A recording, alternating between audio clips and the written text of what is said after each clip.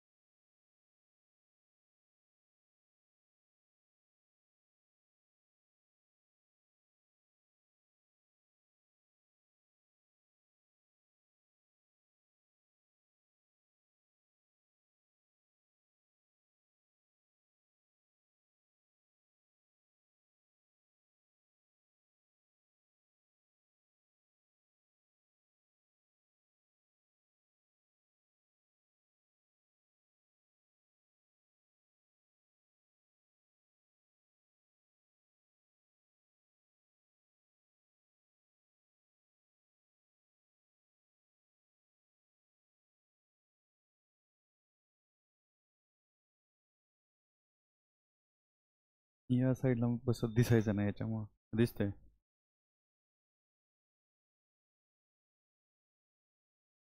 एवढे फक्त क्वेश्चनची आउटलाईन 5 मिनिटामध्ये.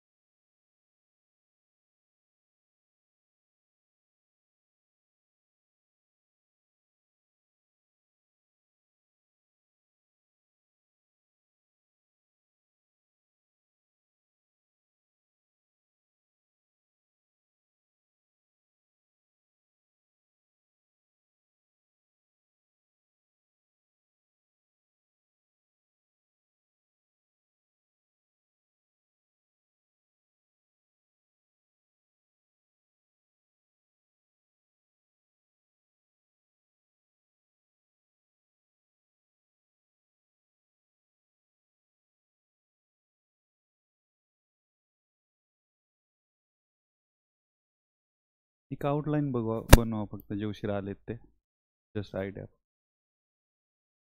क्वेश्चन.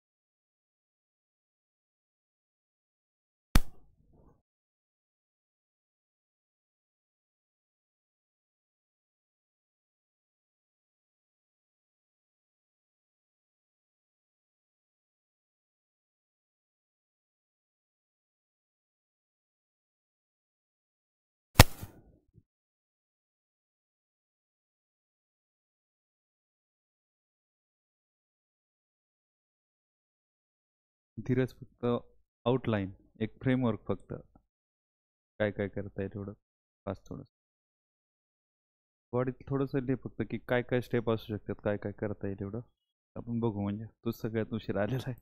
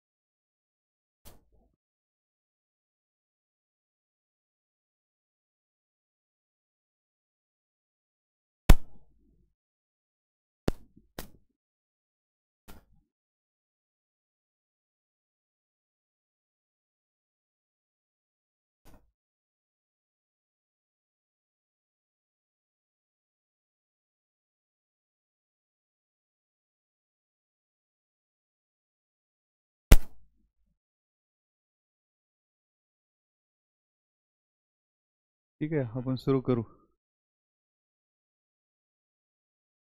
आता आमच्या क्लासचं म्हणजे मेन जे मोठं आहे ते आहे सायंटिफिक रायटिंग. आणि आम्ही अगोदरच त्या दिवशी पण एक सेमिनार घेतला आम्ही. रणजित यादव नावाचे IAS महाराष्ट्र केडरवाले आले होते आणि यांच्यावर या टॉपिकवर त्यांनी बरंच बोलले. तर तरी मी तुम्हाला थोडीशी एक आउटलाईन देतो की आमच्या ह्याच्यात काय आहे. आम्ही काय करायला लागलोय की रादर दॅन की खूप सारं कंटेंट देण्यापेक्षा एक बेसिक कंटेंट आणि त्याचे रायटिंगचं फ्रेमवर्क प्रत्येक टॉपिकसाठी. आणि पहिले त्या दिवशी रणजित सरांनी ना आल्यानंतर की समजवलं होतं की इंट्रोमध्ये काय असतं, बॉडीमध्ये काय असतं आणि कन्क्लुजनमध्ये काय असतं. आणि हे सर्व आमचं फिलॉसॉफिकल लेवलवरती झालं होतं की कुठलाही ऑब्जेक्टिव्ह गोष्ट आम्ही कुठलाही क्वेश्चन डिस्कस केला नव्हता, काहीच नव्हता. फक्त आम्ही त्याला नाव दिलं होतं science and art of writing. तर 2 पार्ट होते. की आर्टमध्ये काय आहे की डायग्राम काढणं, डिझाईन काढणं किंवा पार्ट व्यवस्थित हे करणं, फ्लो चार्ट बनवणं, हे आम्ही आर्टमध्ये पकडलं होतं. आणि सायन्समध्ये काय पकडलं होतं की ऑब्जेक्टिव्हिटी. आणि ऑब्जेक्टिव्हिटी येते 2 गोष्टीनं कुठल्याही टॉपिकला. तर पहिलं आहे की ती कन्सेप्ट एकदम क्रिस्टल क्लिअर असणं, की आपले बरेचसे टॉपिक आहेत की स्ट्रॅटेजिक टॉपिक्स आहेत. इंटरनॅशनल रिलेशन असेल, सिक्युरिटी असेल, डिझास्टर मॅनेजमेंट असेल किंवा हिस्ट्रीचे काही टॉपिक्स असतील. आता हिस्ट्रीमध्ये जर तुम्ही म्हणला तर ऑब्जेक्टिव्हिटी कशी, तर ऑब्जेक्टिव्हिटी की टाईमलाईन आहे हिस्ट्रीचा. आणि हिस्ट्रीचा टाईमलाईन जर समजा चुकला की समजा आपल्याला काय विचारलं की विजयनगर विचारलंय, आपण तर त्याला 7th-8th जर सेंचुरी म्हटलं तर ते ॲब्सोल्युटली नॉन सायंटिफिक होऊन जाईल. म्हणजे फॅक्च्युअल बेसलाच आम्ही सायंटिफिक नाव दिलं ऑब्जेक्टिव्ह. आणि कुठल्याही सब्जेक्टचे एक पर्टिक्युलर हे असते, त्यांचे एक बेसिक कॅरेक्टरिस्टिक असते. जसं हिस्ट्रीचं बघितलं तर टाईमलाईन आणि त्याचे फाउंडर आणि राजाचे किंगचे नेम हे प्रत्येक ह्याच्यामध्ये इम्पॉर्टंट असतात. तसंच कन्सेप्ट जर समजा इंटरनॅशनल रिलेशन असतील, ती स्ट्रॅटेजिक जे काही लँग्वेज असते, बऱ्याच वेळेस ती लँग्वेज एवढी ही असते की कुठलाही वर्ड जरी हे फिरला तरी पूर्ण त्याचा मिनिंग फिरतो. सो ह्या ज्या गोष्टी आहेत त्या ऑब्जेक्टिव्ह झाल्या पाहिजेत. मी त्या दिवशी पण सांगितलं होतं की जे काय आपलं नक्सलाईट आहे किंवा सिक्युरिटीचा इश्यू आहे, तर त्याच्यामध्ये पण खूप ऑब्जेक्टिव्हिटी लागते, जनरल चालत नाही आहे. की तुम्हाला नक्सलाईट, इन्सर्जन्सी, टेररिझम ह्या गोष्टीचं ॲक्च्युअल अंडरस्टँडिंग पाहिजे. तर ही जर अंडरस्टँडिंग असेल का तरच आपण क्वेश्चनला व्यवस्थित प्रकारे डील करू शकतो कमी कंटेंटमध्ये. कंटेंट लागतोय, कंटेंट डेफिनेटली लागतोय. सर्वात पहिलं तर कंटेंटशिवाय ऑब्जेक्टिव्हिटी येणारच नाही आहे. सब्जेक्टिव्ह हवेतल्या गोष्टी जर लिहायला चालू केल्या ना 2 क्वेश्चनच्या नंतर आपलं कोणी क्वेश्चन वाचत नाही. असे कितीतरी एक्झाम्पल आहेत आपल्यासमोर की 20च्या 20 क्वेश्चन अटेम्प्ट करून 20 मार्क्स आहेत, 60 मार्क्स आहेत 20 क्वेश्चन अटेम्प्ट करून. आणि ते बी GS1ला. पूर्ण आपण दिवस रात्र वाचतो हिस्ट्री, जॉग्राफी, तरी पण तिथं 60 मार्क्स येतात. केवळ आणि केवळ ऑब्जेक्टिव्हिटीमुळं. की त्याला फक्त सब्जेक्टिव्हिटी, आपण एक जनरल वाचलेलं असते. GS कधी वाचलेलं असतं प्रिलियमला, आपण तिथं सोडतो आणि त्याच्यानंतर डायरेक्ट लिहायला जातो की आपण म्हणतो ठीक आहे लिहू. आणि पहिलेच 2 क्वेश्चन असतात आर्ट अँड कल्चरचे. आर्ट अँड कल्चर एवढं अवघड विचारता की ते चोला विचारता, पांडव विचारता, एकदम विचित्र विचित्र डायनेस्टी विचारता. तो एवढं तर कंटेंट आपण पाठ करणं शक्य नाही ना, मग त्याला ऑब्जेक्टिव्हिटी काय आहे. तर ऑब्जेक्टिव्हिटी काय आहे की तुम्हाला टाईमलाईन माहीत पाहिजे की बेसिक गोष्टी त्याच्या, फक्त टाईमलाईन, त्यांचं लोकेशन आणि त्यांचं एक बेसिक ही एक कॅरेक्टरिस्टिक आहे प्रत्येकाच्या आर्ट अँड आर्किटेक्चरची. जसं जर जहांगीर म्हणलं तर प्रत्येकाला पेंटिंग आठवतं, आणि पेंटिंग नाही लिहिलं तर मग बाकीच्या लिहिण्याला काहीच मतलब नाही आहे जहांगीरच्या ह्याच्यामध्ये. जर शहाजहान विचारले तर आर्किटेक्चर, त्यांनी एवढं मोठं आर्किटेक्चर बनवलेलं आहे. अशोका विचारलं तर अशोकाचं पण आर्किटेक्चर इम्पॉर्टंट आहे. तर प्रत्येकाचं एक स्पेसिफिक कॅरेक्टरिस्टिक आहेत आणि त्यालाच मी ऑब्जेक्टिव्हिटी म्हणतोय. आणि मी ट्राय करतो इथं की कम्प्लीटपणे तुम्हाला त्या ऑब्जेक्टिव्हिटीकडे घेऊन जायचं. तर आता मी ह्याच्यातून पहिल्याच क्वेश्चनमधून दाखवतो. आपण लिहिलेलं आहे सगळ्यांनी आन्सर. आपण बघूया की काय काय लिहिलं असेल आणि कसे ऑब्जेक्टिव्हिटी. मी फक्त आता मी फक्त तुमचे क्वेश्चन बघणार आहे. आपण 2-3 जणांचं डिस्कस करू आन्सर, आणि लास्ट एक क्लास लेक्चर संपायच्या अगोदर मी तुम्हाला तिथपर्यंत घेऊन जाणार, एक फ्रेमवर्कपर्यंत. मला सांगा आता ह्याचा रोल ऑफ मीडिया आणि हे डिझास्टर मॅनेजमेंट आहे. तर याच्यामध्ये एक मला तुम्ही सांगा की तुम्ही कसं लिहिलं, याचं फ्रेमवर्क सांगा फक्त जनरल. पहिलं म्हणजे की पहिले बाबा मी रोल ऑफ मीडियाची डेफिनेशन लिहिली, आता काहीतरी लिहिलंय ह्या टाईपमध्ये मला सांगा, इंट्रो कसं केलं. हां.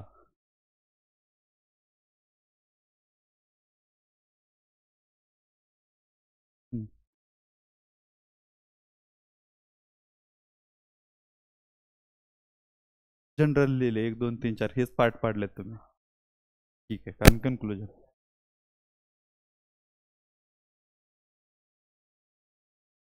ओके, नाही ठीक आहे, म्हणजे कंटेंट ठीक आहे. स्ट्रक्चर तुम्ही सांगू शकता का? जनरल काय जे काय लिहिलंय ते डेफिनेशनमध्ये काय लिहिलंय बाबा तुम्ही. खाली बसून सांग, खाली बसून आरामात. हा ओके ठीक. आणि बॉडीत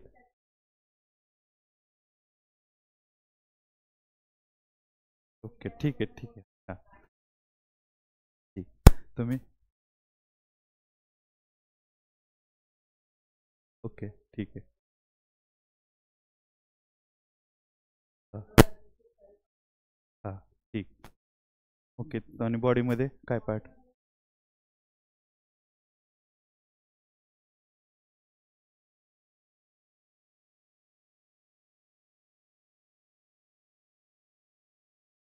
तर तुम्ही एक जनरल आयडिया. हा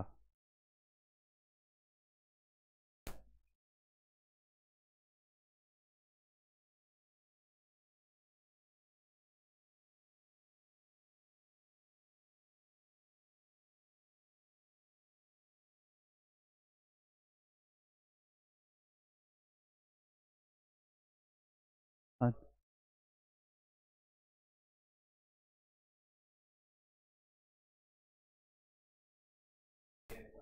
ओके. तुमच्या बॉडीमधले मला पॉईंट सांगा, हायलाईट केलेले तुम्ही पहिले लिहिलेले मोठे मोठे पॉईंट.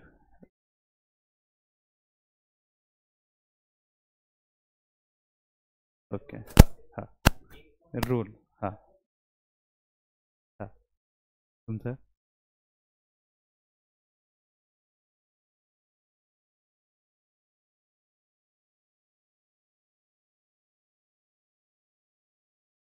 ओके तुमचं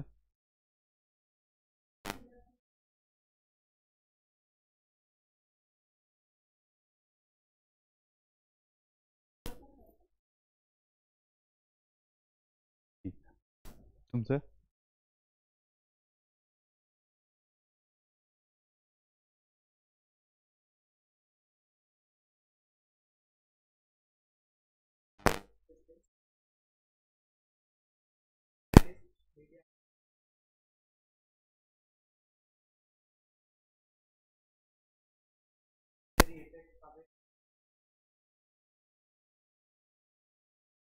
ओके ओके. याच्यापेक्षा वेगळं काय लिहिलंय का आणखी? पाटणकर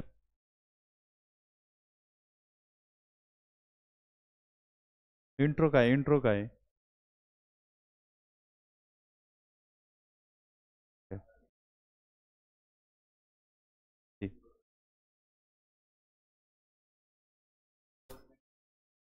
हा,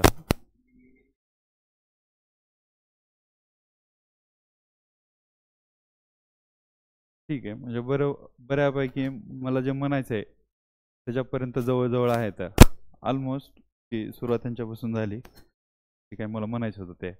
तर माझं काय म्हणणं होतं की इंट्रोमध्ये ना, आता ठीक आहे म्हणजे प्रत्येकाचं वेगवेगळं आहे. म्हणजे मी इनिशियल स्टेजवाल्यासाठी आणि सुरुवातीच्या स्टेजवाल्यासाठी सांगतो. म्हणजे माझं काय म्हणणं आहे ते. तर माझं काय म्हणणं आहे की ऑब्जेक्टिव्ह टॅनस पहिले तर डिझास्टर मॅनेजमेंटचे डेफिनेशन सांगितले पाहिजे सगळ्यात फर्स्ट. म्हणजे कुठलाही कन्सेप्ट आपल्याला एक्झॅक्टली माहीत पाहिजे. म्हणजे हे मी नंतर सांगतो, आता काही लिहू नका, पण मी एक सांगतो आता ह्याच्यानंतरचा. डिझास्टर मॅनेजमेंट आणि डिझास्टर मॅनेजमेंटची डेफिनेशन झाली का की रोल ऑफ मीडिया एक जनरल, समजा सरांनी जसं लिहिलं किंवा एक न्यूज लिहिली किंवा अमेंडमेंट लिहिली काय जी काय आहे ते. आणि मग जसं ह्यानं म्हटलं तसं 3 फेजेसमध्ये divide: pre disaster, during disaster, post disaster, आणि ती कम्प्लीट सायकल. आणि त्या प्रत्येक स्टेजवरती काय काय केलं पाहिजे ते, की कुठले कुठले रोल आहेत. की प्री डिझास्टर जर असेल तिथं 2 येतात, तर ते आपण बघू त्याच्यामध्ये की मिटिगेशन येतं आहे, प्रिपेअर्डनेस येतं आहे. त्यानंतर ड्युरिंग डिझास्टर रेस्क्यू वगैरे येतं आहे. पोस्ट डिझास्टर आहे की रेस्क्यू आहे, रिकव्हरी आहे, रिहॅबिलिटेशन आहे, रिकन्स्ट्रक्शन आहे. या सर्व स्टेजवरती काय काय रोल येऊ शकतो की कसं हे करायचं. तर मला वाटतं ह्या 3 स्टेजमध्ये त्या डिझास्टर मॅनेजमेंटची सायकल ज्याला माहिती आहे का, ते डायरेक्ट सायंटिफिक आन्सरमध्ये पोहोचते. आता कोणताही क्वेश्चन विचारू द्या. आता मी एक तुम्हाला सिंपल दुसरा क्वेश्चन सांगतो की जी काही सिव्हिल डिसॅबिलिटी आहे किंवा डिसॅबिलिटी आहे, डिसॅबिलिटी रेझिलेंट डिझास्टर रिस्क मॅनेजमेंट किंवा डिझास्टर मॅनेजमेंट ॲक्ट किंवा disability sensitive disaster management concept किंवा पॉलिसी असेल, तर हे जेवढं सगळं आहे का, तर ह्या सायकलमध्येच बसतंय की प्री डिझास्टरवरती डिसॅबिलिटीला आपण कसं कन्सिडर केलं पाहिजे, ड्युरिंग डिझास्टरवाला काय काय त्यांचे वेगळे काय बाबा इश्यू असतात की काय केअर घ्यावं लागते, कारण त्यांच्या स्पेशल नीड असतात डिसेबल पीपलच्या, तर त्याच्यासाठी. आणि पोस्ट डिझास्टर की रिकव्हरी रिकन्स्ट्रक्शनच्या वेळेस त्यांचं आणखी कसं त्यांना इंटिग्रेट केलं पाहिजे ती सेन्सिटिव्हिटी ठेवून, की कारण सगळ्यात जास्त वनरेबल सेक्शन तोच असतो डिसेबल. त्यानंतर चिल्ड्रन असते, चिल्ड्रनच्या नंतर वुमन असते, वुमनच्या नंतर ओल्ड एज पीपल, म्हणजे ह्या लेवलवरती जो जास्त मोबिलिटी असेल, जो जास्त एम्पॉवर असेल, ज्याच्याकडे जास्त कॅपॅसिटी असते तो कमी वनरेबल असतोय, आणि ज्याचे जास्त असेल तो जास्त, त्याला जास्त स्पेशल नीड असते. आता तर ह्या प्रत्येकाच्या स्टेजवरती जर केलं का, तर आपण डायरेक्ट सायन्समध्ये जातो, फॉर्म्युलामध्ये जातो.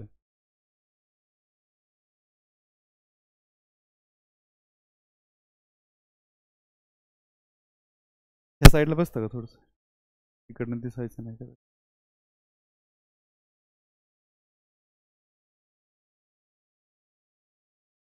तर म्हणजे मला हे सांगायचं होतं की आपण एक जर आपल्याला हे टेम्पलेट माहीत असेल किंवा आपल्याला ही आयडिया असेल डिझास्टर मॅनेजमेंट, आपण हे सगळं बघणार आहेत, म्हणजे बेसिक पासून सांगणार आहे. मी फक्त पहिल्या दिवशी आहे म्हणून थोडंसं एक त्या दिवशी जे डिस्कस केलं ते रिकॅप करतोय, की आपल्याला लक्षात यावं की कशा प्रकारे जाणार आहे. आता हे कुठल्याही स्टेजवरती कुठेही काही जरी क्वेश्चन आला ना, तरी आपण सेम लिहिणार आहेत. आता नेक्स्ट क्वेश्चन आहे, ह्याला मी पुढे दाखवतो तुम्हाला, सायकलमध्ये दाखवतो, त्याचं कंटेंट दाखवतो. प्रत्येक कंटेंट आपण सगळं जे इम्पॉर्टंट आहे बेसिक आणि क्रिप्स आणि सोपं आहे, प्रत्येकाला लिहिता येईल, प्रत्येकजण व्हॅल्यू ॲडिशन करू शकतो. मी बुक पण सांगतो, आपल्या सगळ्याला माहिती पण आहेत, फक्त मी क्रिस्पमध्ये सांगतो सगळ्या गोष्टी. त्याच्यानंतर काय, कंबाईन इफेक्ट ऑफ डिझास्टर आणि वल्नरेबिलिटी, काय डिझास्टर आहे. तर आता याच्यामध्ये डिझास्टरची डेफिनेशन कोणी कोणी चालू केलं सर. वल्नरेबिलिटीची डेफिनेशन दोन्ही, म्हणजे डिझास्टर वल्नरेबिलिटीची डेफिनेशन आणि हजार्ड, ह्या तिन्ही डेफिनेशन एक्झॅक्ट डेफिनेशन किती लोकांनी लिहिल्यात, म्हणजे ट्राय तर केलं, एक्झॅक्ट जरी नसेल तरी चालतंय, पण ट्राय केलंय बोलले ह्याच्या.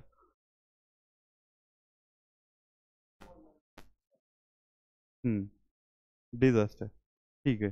आणि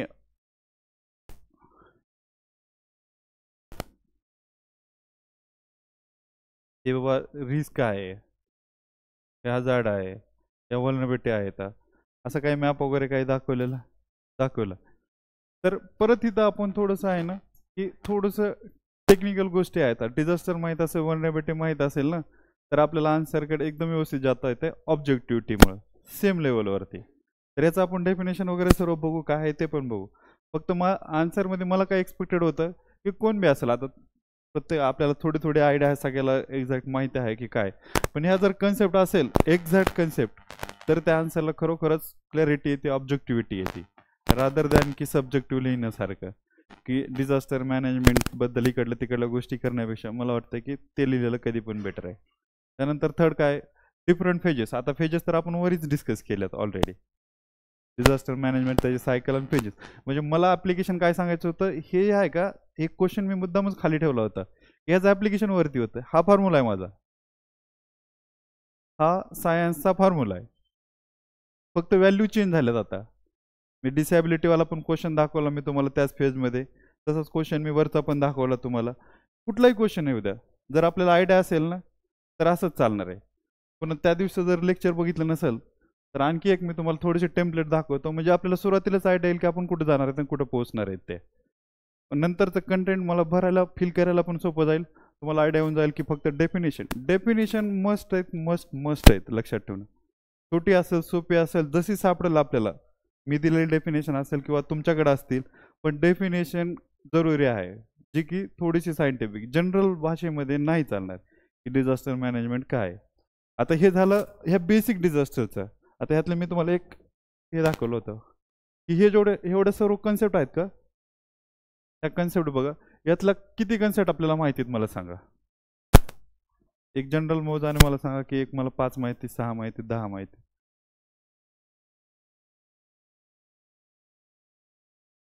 11 आहेत इथं जवळपास टोटल.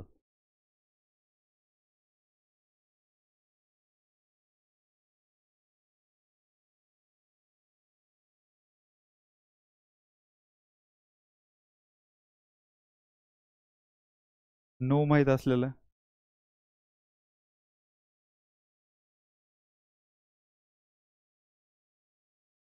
7 5 4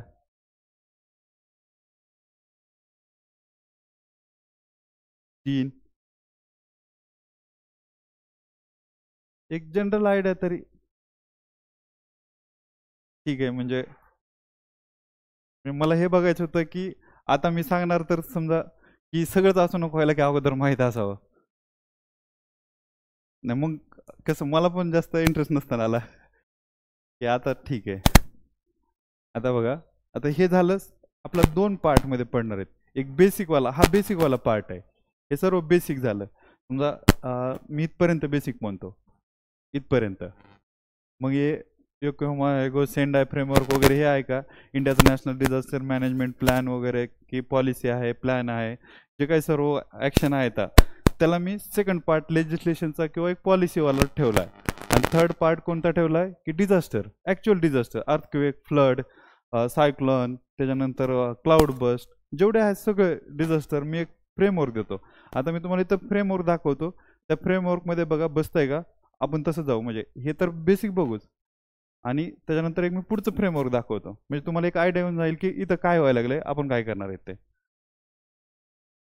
आता बघा, समजा अर्थक्वेक आहे, अर्थक्वेक, फ्लड, त्याच्यानंतर क्लाउड बस्ट आहे, त्यानंतर आपण सुनामी घेऊ, सायक्लॉन घेऊ. हे सर्व डिझास्टर आहेत, हे सगळे डिझास्टर आहेत. आणि डायरेक्ट विचारता अर्बन फ्लड, डायरेक्ट विचारता की write down the disaster management scheme or disaster management provisions, or how you will manage the disaster management of earthquake or flood. Direct विचार.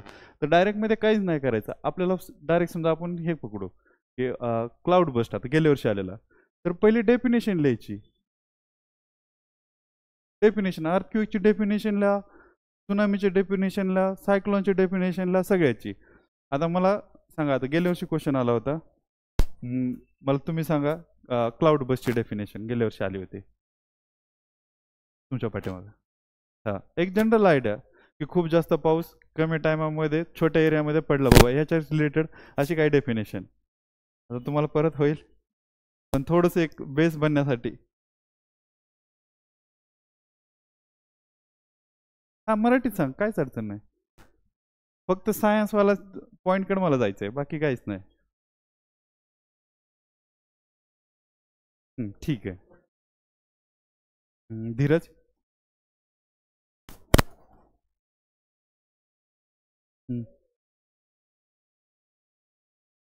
ठीक. तुम्ही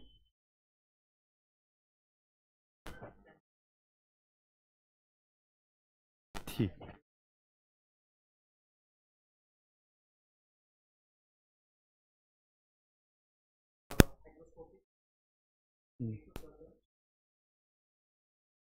सुजित.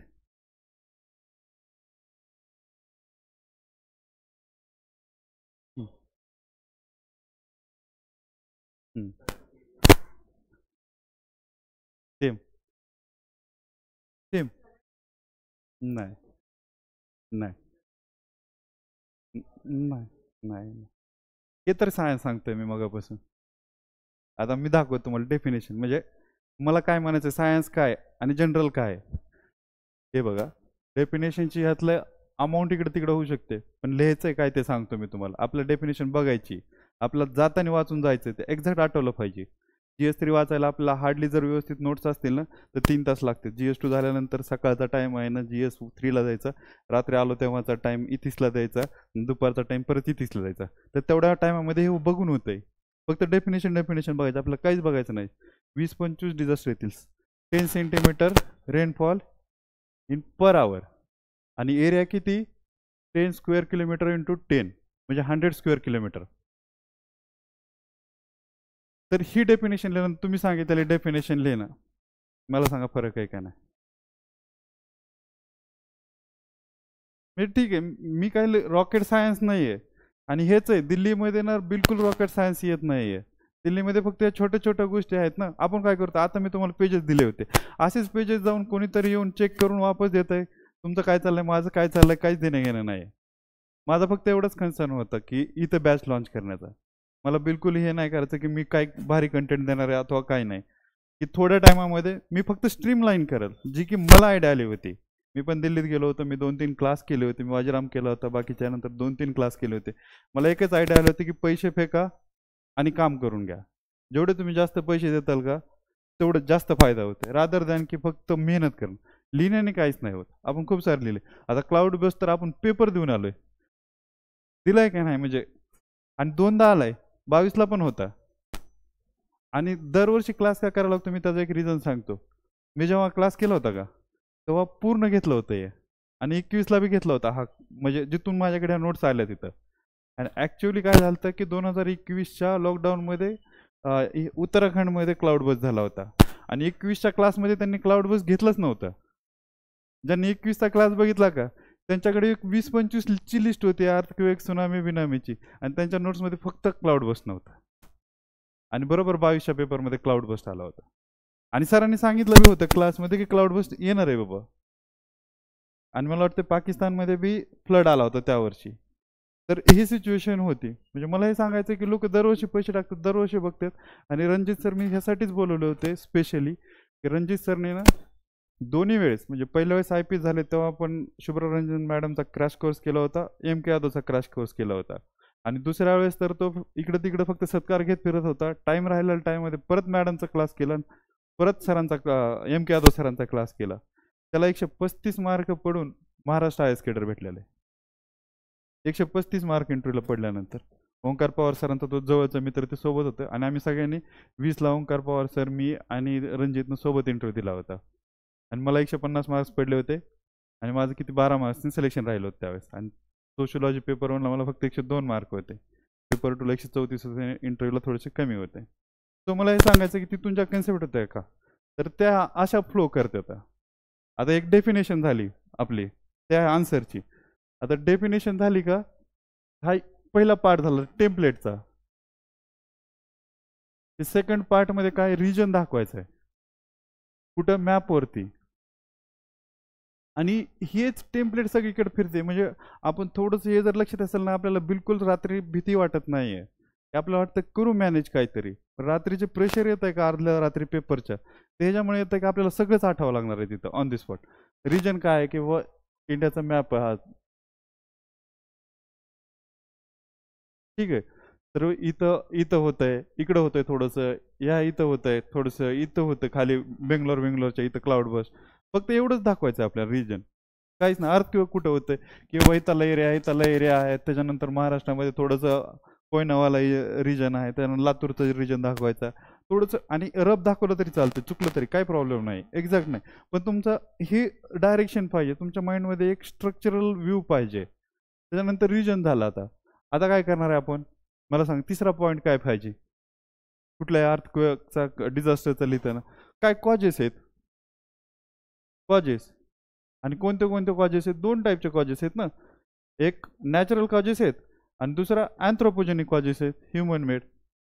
इथपर्यंत आलो, हे माइंडमध्ये आहे. 25 काय 50 जरी अर्थ ह्याच्यातून विचारलं तरी चालतं. ज्याला फक्त प्रॉब्लेम कुठं होतं सगळ्यांचा, क्लाउड बसची डेफिनेशन नाही माहिती, आणि चेकरला माहिती क्लाउड बसची डेफिनेशन माहिती नाही, म्हणजे ह्यानं काही वाचलेलं नाही, हा जनरल फक्त कुठेतरी बघून आलाय म्हणून ह्याला फक्त एक जनरल तर कोण पण सांगेल की खूप जास्त पाऊस कमी टायमामध्ये थोड्या एरियामध्ये पडला, ते तर जनरल झालं ना. सो इथपर्यंत आलो आपण. आता ह्याच्यानंतर काय आहे की NDMAच्या गाईडलाईन आहेत, कसं मॅनेज करायचंय, काय करायचंय, डायरेक्ट गाईडलाईन आहेत. आणि मी म्हणत नाही की सगळ्या गाईडलाईन पाठ करा. आपल्याला कुणाला कळचं नाही की फ्लड असेल तर काय केलं पाहिजे, की ड्रेनेज सिस्टम व्यवस्थित केली पाहिजे, त्याच्यानंतर वॉटर ऑब्झर्वेशनवाले हार्वेस्टिंगवाली सिस्टम ही केली पाहिजे, वॉटर पार्क केले पाहिजे. इथं अर्थक्वेक असेल तर काय केलं पाहिजे, अर्थक्वेक असेल तर काय, अर्थक्वेक रेझिलेंट बिल्डिंग पाहिजे तर रिएन्फोर्समेंटवाल्या, की आपण पुन्हा हे बघितलं पाहिजे की बाबा जिथं अर्थक्वेक झोन आहे तिथं डेन्सिटी कमी ठेवली पाहिजे, शिफ्ट केलं पाहिजे. समजा लईच जर हे असेल तर, लँडस्लाईड असेल तर काय, की जिथं स्लोप आहे जास्त तिथं नाही केलं, रिटेन्शन वॉल बनवलं पाहिजे. हे जनरल तर लिहू शकतो ना. आणि एवढं तर आयडिया आहे की सगळ्याला की पेपर चेक एवढा टाईम नाही आहे की तुमच्या गाईडलाईन वाचाय पुरत्या डिटेलमध्ये. त्याला फक्त हे बघायचं की तुम्हाला माहिती आहे का आता इथे प्रोसेस कशी चालते ते. त्याच्यानंतर काय आहे की चॅलेंजेस काय काय आहेत. चॅलेंजेस कशाचे, NDMA चे, किंवा ट्रेनिंग नाही आहे इथल्या लोकांना, पर्सनल नाही, वॅकन्सी आहेत की NDRFची टीम लोकेशन दुसरीकडे, जसं डिझास्टर टेररिस्ट अटॅक झाला 2008ला, लोकेशन होतं गुरगावमध्ये कमांडोचं, तर तिथे इथपर्यंत यायला मग नंतर आपण चेंजेस केले. तर बाबा हे लागून आहेत. INAचं काय होतं, INAची सिच्युएशन काय होती की आपल्याकडे डेटा फ्लो होत नव्हता, कंपार्टमेंट सिलोजमध्ये होता डेटा, की पोलिसांकडचा पोलिसाकडेच राहिला, INAकडचा राहिला, सेंट्रल ऑथॉरिटीचा सेंट्रल ऑथॉरिटी. मग त्याच्यानंतर आपण काय केलं, नॅट ग्रिड वगैरे आणलं. ते एका ठिकाणी आता कुठं बी एंट्री झाली डेटाची तर ते एका प्लॅटफॉर्म येतं, NIA भेटतंय. तर ह्या ज्या गोष्टी आहेत ह्या कुठून होत्या की जेव्हा आपण बघू बाबा, आणि थोडी बहुत तर आयडिया येते. चॅलेंजेस डायरेक्ट सोल्युशन आपल्याला जे वाटतंय कॉमन सोल्युशन असतात, आपण 3 महिने अभ्यास केला ना की जनरल सोल्युशन लिहिता येतात, काहीच प्रॉब्लेम नाही. आणि कन्क्लुजनमध्ये काय आहे की मग पहिल्यापासून सांगतोय मी, त्या दिवशी पण सांगितलं होतं की आपल्याला काय सांगितलं होतं पॅसेजमध्ये की क्रक्स काढा. पूर्ण पॅसेज दिला होता की इकडं असं झालं तसं झालं हे झालं, इव्हेंट दिला होता, क्लायमेट चेंजचे सगळे, आणि लास्टला म्हणलं होतं की क्लायमेट रेझिलेंट आपल्याला काय करायचं आहे, इन्फ्रास्ट्रक्चर बनवायचं, डिझास्टर रेझिलेंट इन्फ्रास्ट्रक्चर बनवायचे, असे ऑप्शनमध्ये दिले होते. वरती पूर्ण कहाणी सांगितली होती त्यांनी त्या पॅसेजमध्ये फॅक्ट बिक्स देऊन. आणि कन्क्लुजनमध्ये पॅसेजमधलं काहीच नव्हतं, डायरेक्ट हे होतं की डिझास्टर रेझिलेंट बनवायचं आहे, सस्टेनेबल डेव्हलपमेंट करायची, पुन्हा आपल्याला ह्याच्यानुसार वापरायचं काय, ह्याचा होता एक अँटीबायोटिकचा होता की जेव्हा पाहिजे तेव्हा जो इसेन्शियल असेल तरच डिसीज ट्रीट करण्यासाठीच वापरायचा आहे. तर हे जे फिलॉसॉफिकल टाईप होतं त्या गोष्टी आपल्याला कन्क्लुजनमध्ये लिहायच्या. आणि आपण हे खूप साऱ्या वाचतो ना, तर फॅक्ट कुठे आहे वरती आणि फिलॉसॉफी खाली. तुम्ही आपण जे मग आन्सर लिहिलं तर वरती लिहिलं होतं, फिलॉसॉफी होती की खूप जादा पाऊस बाबा कमी टायमामध्ये. तर ते कन्क्लुजनमध्ये तशा टाईपचं यायला पाहिजे की आता काय करायला पाहिजे बाबा कन्क्लुजन, की आपण बार बार हे फेस करतोय बाबा cloud burst, so we have to build the early warning system वगैरे, कारण अर्ली वॉर्निंग सिस्टम बसवणं मुश्किल आहे क्लाउड बसला. तो आपण ट्राय केला पाहिजे मॅक्झिमाइज करण्याचा, किंवा असं काही सिस्टम येईल की कारण लॉस जास्त होत आहे तर थोडंसं बघितलं पाहिजे टेक्नॉलॉजी वापरून. तर असं थोडंसं फिलॉसॉफिकल आणि खूप आयडियल, जे की लवकर पॉसिबल नाही होणार कन्क्लुजनमध्ये. फिलॉसॉफी त्यालाच फिलॉसॉफी म्हणायचं. आणि आन्सर कन्क्लूड होते. आता एवढं जर माइंडमध्ये असेल, हे 4 पॉईंट, डेफिनेशन एक्झॅक्ट डेफिनेशन पाहिजे, पण डेफिनेशनला बिलकुल माफी नाही. सायन्स म्हणजे सायन्स, ऑब्जेक्टिव्ह म्हणजे ऑब्जेक्टिव्हच आली पाहिजे डेफिनेशन. आणि मग त्याचे एक जनरल आयडिया. आता आणखी एक जर तुम्हाला एक्झाम्पल द्यायचं झालं, कारण हे चालू करण्याच्या अगोदर मी काय सांगतोय, हे कंटेंट तर पुन्हा काहीच नाही आपल्यासाठी, सगळ्याला माहिती, सगळीकडे अवेलेबल आहे. तर मी एक एक्झाम्पल घेतो आणखी, मला तुम्ही त्याचं सांगा. मी तुम्हाला एक टेम्पलेट दाखवतो, म्हणजे सगळ्याला माहीत असलेलं टेम्पलेट आहे, पण किती जण आपण बघू एक्स्ट्रॅक्ट करू शकते. तर आता की panchayat raj institution role in good governance, Panchayati Raj third tier good governance. एक वाटलं तर 2 मिनिटं विचार करा आणि मला सांग.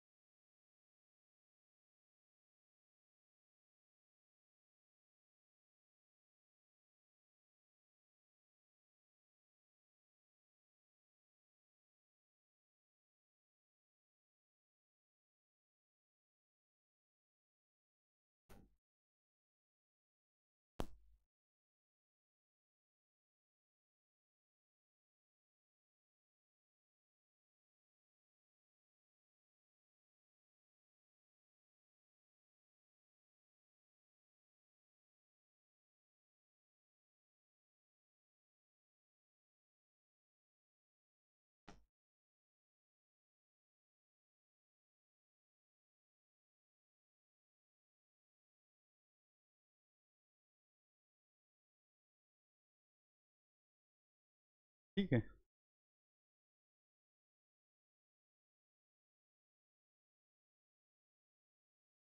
एक लाईनचं एकच लाईनचं क्लिक झालं असलं तर झालं असेल, ते किती वेळ आठवलं तर नाही, मग एकदा नाही आठवलं तर नाही आठवलं. तुम्ही सांगा, तुम्ही होते का त्या दिवशी की आपण डिस्कस केलंय? नाही सांगा. नाही आयडिया.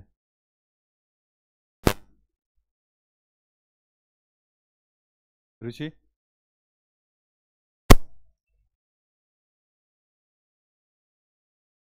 पाटणकर सर.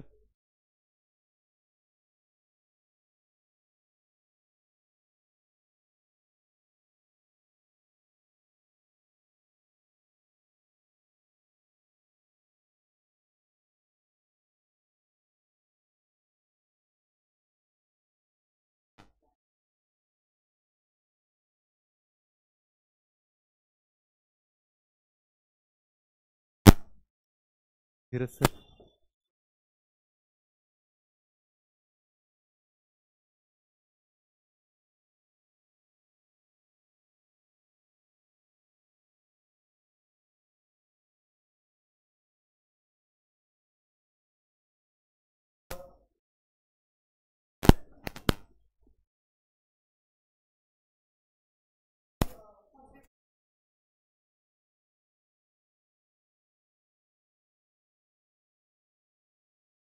हम्म.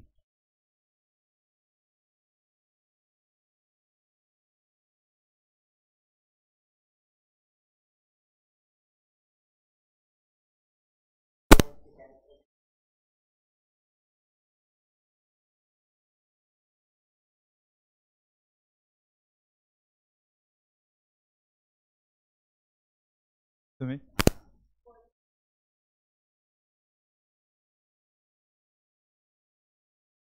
काय काय काय डेफिनेशन?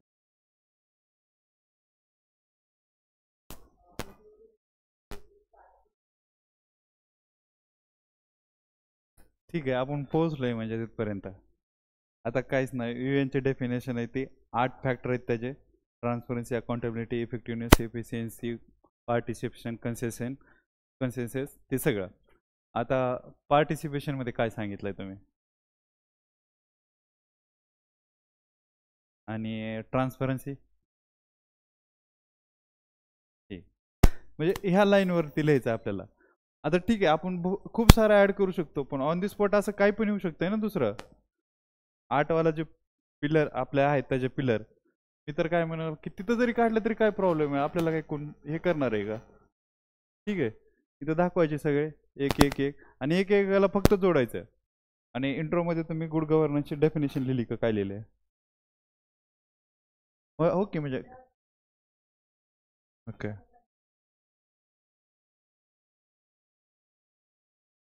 ठीक आहे, म्हणजे डायरेक्ट 73rd अमेंडमेंट लिहायची. हां, 15 मार्क्स असेल 73rd अमेंडमेंट प्लस गुड गव्हर्नन्सचे डेफिनेशन दोन्ही पण. आणि मग पुन्हा हे पूर्ण 8च्या 8 पिलर सोबत हे करायचे, आणि एक्स्ट्रा पुन्हा आपल्याला जे काही वाटतील ते. पण एका मिनिटामध्ये आपले 8 पॉईंट जनरेट झालेत आपल्याला क्वालिटीवाले. तो म्हणजे आपल्याला काहीच प्रॉब्लेम नाही येणार याच्यामध्ये. डायरेक्ट.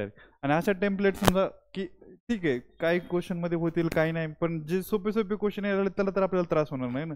आणि कुठेही पंचायत म्हणजे पॉलिटिक्स रिलेटेड क्वेश्चन दिसला की पॉलिटिक्सचे आर्टिकल टाकून द्यायचे, काहीच आपल्याला हे करायचं नाही त्याच्यामध्ये. ठीक आहे. आणखी एक टेम्पलेट सांगू का मी? एक टेम्पलेट सांगतो मी जनरल, अशी ओव्हरऑल. जर तुम्ही व्हिडिओ बघितला असेल तर माहीत असेल, नसेल तरी मी एकदा सांगतो परत. आर्ट अँड कल्चर आहे जे आपण सुरुवातीला बोललो ते.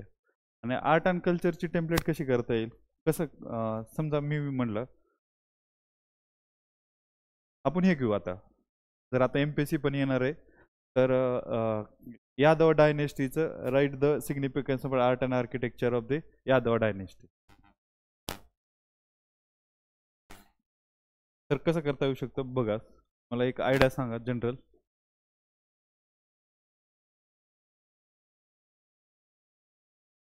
तुम्ही नाही, आता तुम्ही पोहोचले आता डायरेक्ट.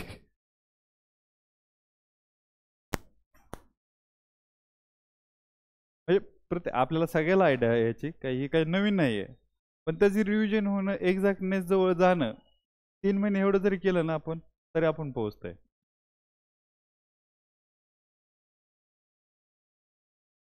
म्हणजे याच्यानंतर मला फक्त कंटेंट द्यायचा आहे. आता तुम्ही पण शोधू शकताय, कुठं पण शोधू शकताय. हे टेम्पलेट आपल्याला दिसतं आता, चल चल दिसतील, इंट्रो दिसेल, कन्क्लुजन दिसेल.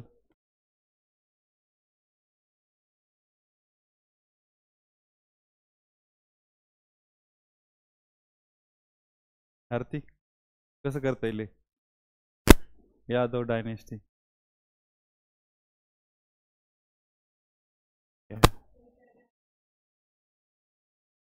हा सांग की जनरल सांग. हा ठीक आहे. 9 ते 13 एडी ना ह्याची यादव डायनेस्टी, 1336 वगैरे तिथपर्यंत आहे. ठीक आहे, ते आपण ते पिरियड लिहिलं. हा हा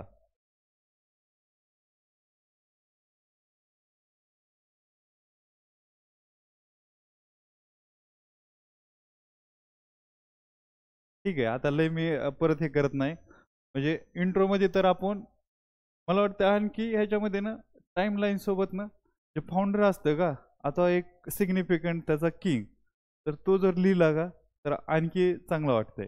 किंवा 9 ते 11 आहे जे काय आहे ते. आणि तिचं मला वाटतंय काहीतरी धर्म असं काहीतरी आहे तर धर्म वगैरे त्याचा यादव डायनेस्टीचा फाउंडर, ते त्याचं रिजन आहे किंवा देवगिरी वगैरे तिथे कॅपिटल होती, त्याच्या आजूबाजूचं रिजन इकडे तिकडे झालं तर चालतंय. पुन्हा काय एकदा तिथं दाखवलं तर दाखवलं, संपलं मग त्याचा विषय. फक्त मला काय म्हणायचं, आणखी एक एक आणखी एक एक सांगतो. जेव्हा मॅप काढणार आहे ना आपण, तो 1/4 पेक्षा जास्त नाही झाला पाहिजे पेजच्या. इथं मॅप दाखवला आपण की समजा ह्या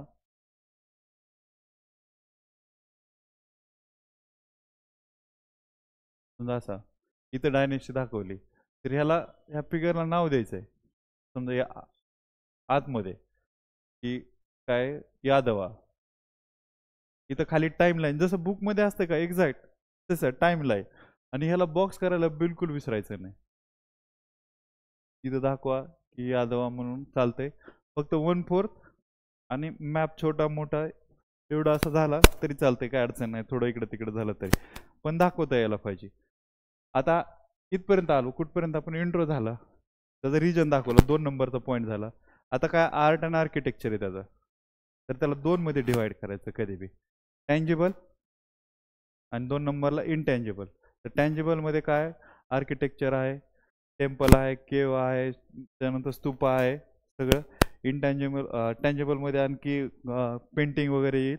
इनटँजिबल म्युझिक, डान्स, ड्रामा, या सर्व गोष्टी त्याच्या. आणि एक एक थोडंसं हायलाईट करायचं, थोडं थोडं एक्सप्लेन करायचं. एखादी एखादी त्यांचे पेंटिंग, एखादं स्कल्पचर, एखादं टेम्पल. म्हणजे जनरल मी सांगतो, जर तुम्हाला एक्झॅक्ट एक्झॅक्ट माहीत असेल तर काहीच प्रॉब्लेम नाही. आणि मी तुम्हाला एक आणखी उतीच्याला हे दाखवल. आणि इथपर्यंत आलो आपण की टँजेबल इनटँजेबल. आता सोपं आहे. आता मी सांगितलं ते 8-10 नावं, त्यातले जे आठवतील ते, कुणाला 12 आठवतील, कुणाला 10 आठवतील, काही प्रॉब्लेम नाही आहे. एकदा हे 2 पार्ट पडले तर मला वाटत नाही की नंतर काही प्रॉब्लेम येऊ शकतो आणखी. कारण आपला स्वतःचाच कॉन्फिडन्स बूस्ट होतंय. ऑटोमॅटिक 10 पॉईंट आठवतील त्यातले, एकदा ब्रेन रिलॅक्स झाल्यानंतर. कारण आपण वाचलेलं तर आहे सर्व. आणि कन्क्लुजनच्या अगोदर काय आहे की एक मला वाटतंय की सध्याचं कंटेम्पररी काय सिच्युएशन आहे, की बाबा कुठली पेंटिंग प्राईम मिनिस्टरनं कोणाला व्हिजिट केली का, की जसं की वारली पेंटिंग आहे त्याचं कमर्शियलायझेशन करण्यासाठी गव्हर्नमेंटने स्कीम आणलेली आहे. त्याचं इकॉनॉमिकल सिग्निफिकन्स काय, त्यांचं कल्चरल सिग्निफिकन्स काय आहे. तर ह्या ज्या गोष्टी आहेत का, तर मला वाटतं की ह्या गोष्टी आपल्याला तिथून कळू शकतात. डायरेक्ट एवढी जरी लाईन लिहिली तरी कन्क्लुजन होते, आपले 2 पेजेस तर भरले जाते 10 मार्क्ससाठी. आणि हेच क्वेश्चन आहेत की आपल्याला गेल्या गेल्या त्रास देणारे. पहिलं गेलं की हा क्वेश्चन येतो, तर प्रॉब्लेम येतो. तसंच HDG वगैरे वापरून तसंच फॉर्मॅट टेम्पलेट बनवता येते GS3 मध्ये पण. त्यानंतर सिक्युरिटीमध्ये पण तसंच करता येतंय. प्रत्येक ठिकाणी करता येतंय, काहीच प्रॉब्लेम नाही आहेत. म्हणजे आता बिलकुल भीती वाटणार नाही आपल्या डिझास्टरची. मी ते ह्याचे 2 टेम्पलेट सांगितले तर, आणि आपण हे बघितलंय. तर आता ह्याच्यात आणखी काय कोणाला डाऊट आहे का की ह्याच्यापेक्षा वेगळं काय करता येऊ शकतं बाबा ह्याच्यामध्ये? कोणाकोणाला ही ह्याच्यावाली आर्ट अँड आर्किटेक्चरची टेम्पलेट माहीत होती, टँजिबल इनटँजिबल वाली? धीरज, टँजिबल इनटँजिबल वाली प्लेट माहीत होती का टेम्पलेट?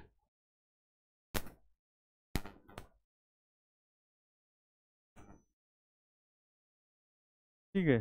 म्हणजे आहे थोडंसं मला असं वाटतं, जे मला वाटत होतं की जे लॅक करतंय ते बाबा मी काय व्हॅल्यू ॲडिशन करू शकतो. कंटेंट तर किती करणार आहे मी करून करून. एक लिमिटपेक्षा कंटेंट आहे आणि मी कंटेंटमध्ये मी फक्त समजून सांगेल की हझार्ड काय, डिझास्टर काय आहे, की प्रत्येकाला कळेल वाचल्यानंतर डेफिनेशन.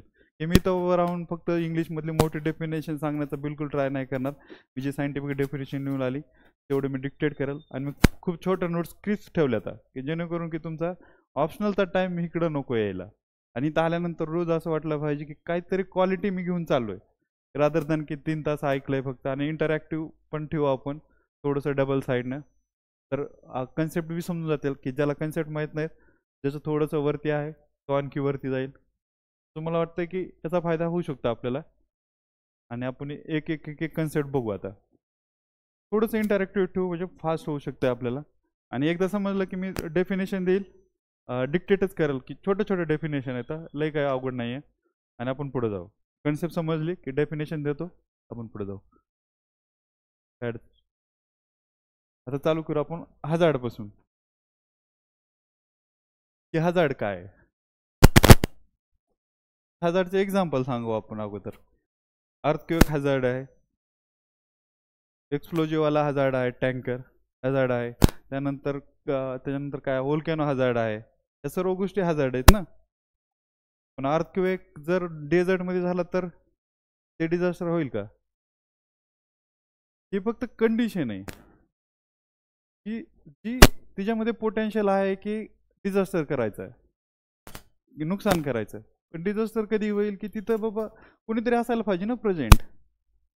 की समजा काय आहे की अर्थक्वेक झालं डेझर्टमध्ये, तिथं कोण प्रेझेंटच नाही तर मग ते डिझास्टर कसं म्हणणार? डिझास्टर व्हायला डिझास्टरची डेफिनेशन आहे ना, डिस्रप्शन व्हायला पाहिजे सोसायटीचं. ते नॉर्मल फंक्शनिंग आहे का? तिथं लॉस व्हायला पाहिजे, ह्युमन लॉस व्हायला पाहिजे, इकॉनॉमिक लॉस व्हायला पाहिजे, इकॉलॉजिकल लॉस व्हायला पाहिजे, एन्व्हायरमेंटल लॉस व्हायला पाहिजे, तेव्हा आपण डिझास्टर म्हणणार. आणि ते लॉस बी किती पाहिजे माहिती आहे का? Beyond the capacity of affected community. तर आपलं आपण जर मॅनेज केलं तर त्याला डिझास्टर नाही म्हणायचं. ते तर आतमध्ये आहे ना, आपल्या कॅपॅसिटीच्या आतमध्ये. तो त्याला डिझास्टर नाही म्हणायचं. डिझास्टर खूप बिगर टर्म आहे की तुम्हाला बाहेरून एड आल्याशिवाय तुम्ही शक्यच नाही त्यातून बाहेर येणं. तुमच्या कम्युनिटीच्या कॅपॅसिटीच्या बाहेरच असतंय. तो हजार्ड काय आहे? फक्त कंडिशन आहे, पोटेन्शियल. डिझास्टर कंडिशनवर इव्हेंट आहे की काय? अर्थक्वेक इव्हेंटच आहे ना एक, किंवा कंडिशन आहे की एक्सप्लोजिव्हचा टँकर कंडिशन आहे. आणि त्याचं काय होणार आहे? त्याला काय फक्त पोटेन्शियल टू कॉज डॅमेज आहे. फक्त डॅमेज करायला त्याच्यामध्ये पोटेन्शियल आहे. पण ते करल का नाही त्याची गॅरंटी नाही. आणि त्यानं जर डॅमेज केलं तर मग ते झालं डिझास्टर. हजारला डिझास्टरमध्ये कन्वर्ट व्हायला वल्नरेबिलिटी लागणार आहे तिथं. तोपर्यंत होणार नाही. की खूप स्ट्रॉंग बिल्डिंग आहे अर्थक्वेक रिझिलेंट जपानची, आणि तिथं 4-5 रेक्टर स्केलचा जर अर्थक्वेक झाला तर तो डिझास्टरमध्ये नाही होणार, तो फक्त हजार्ड असणार आहे. पण तोच 8-9 तर झाला, ते कॅपेबिलिटीच्या बाहेर गेला त्याच्या पोटेन्शियलचा. तिथं बिल्डिंग पडणार आहेत, तिथं प्रॉब्लेम होणार आहे, जसं म्यानमारमध्ये झालं तसं. की आणि म्यानमारमध्ये काय झालं, म्यानमारची न्यूज काय झाली एवढी? जितका जास्त गरीब देश, आता जितके जास्त गरीब, वल्नरेबिलिटी म्हणतात त्याला, vulnerability simple technical term vulnerability. जेवढी जास्त येईल वल्नरेबिलिटी का, तेवढा इम्पॅक्ट व्हायचे जास्त चान्सेस तिथं डिझास्टर होत आहे. जपानमध्ये त्या लेवलचं जरी अर्थक्वेक झाला असता तरी एवढं क्रायसिस क्रिएट झाले नसते जेवढे म्यानमारमध्ये. कारण पॉवर्टी आहे तिथं, इन्फ्रास्ट्रक्चर बी नाही तसं बनवलेलं. ऑलरेडी कॅपॅसिटी बिल्डिंग झालेलं, रिस्क रिडक्शन झालेलं आहे जपानमध्ये. तो त्याच्यामध्ये पोटेन्शियल आहे त्या सिच्युएशनमध्ये किंवा कंडिशनमध्ये. त्याला म्हणायचं हजार्ड. आणि हजार्ड जेव्हा वल्नरेबिलिटीला मीट करेल तेव्हा डिझास्टरमध्ये कन्वर्ट होणार आहे. तो एकदम सिंपल डेफिनेशन आहे. आपण ही डेफिनेशन लिहू आणि पुढे जाऊ. आणि ह्यात जर काय वाटलं तर आणखी सांगतो समजून. समजण्यासारखे तर म्हणजे याच्यापेक्षा तर काही सिंपल भाषेत असू शकत नाही. फक्त डेफिनेशन एक्झॅक्ट आपल्याला आता माहीत असणं जरुरीचं आहे. ती लाईन पाहिजे आपल्याकडे डेफिनेशनची. तर डेफिनेशन काय आहे बघा. A dangerous condition or event,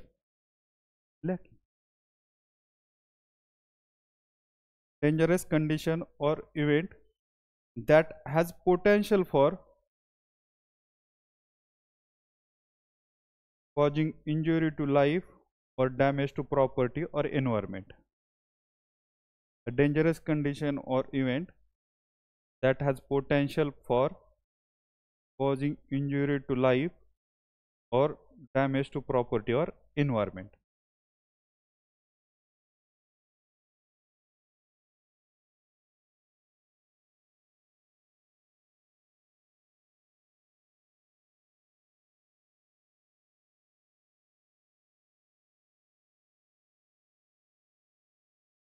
आताच आपण म्हणलं की हजार्ड आहे.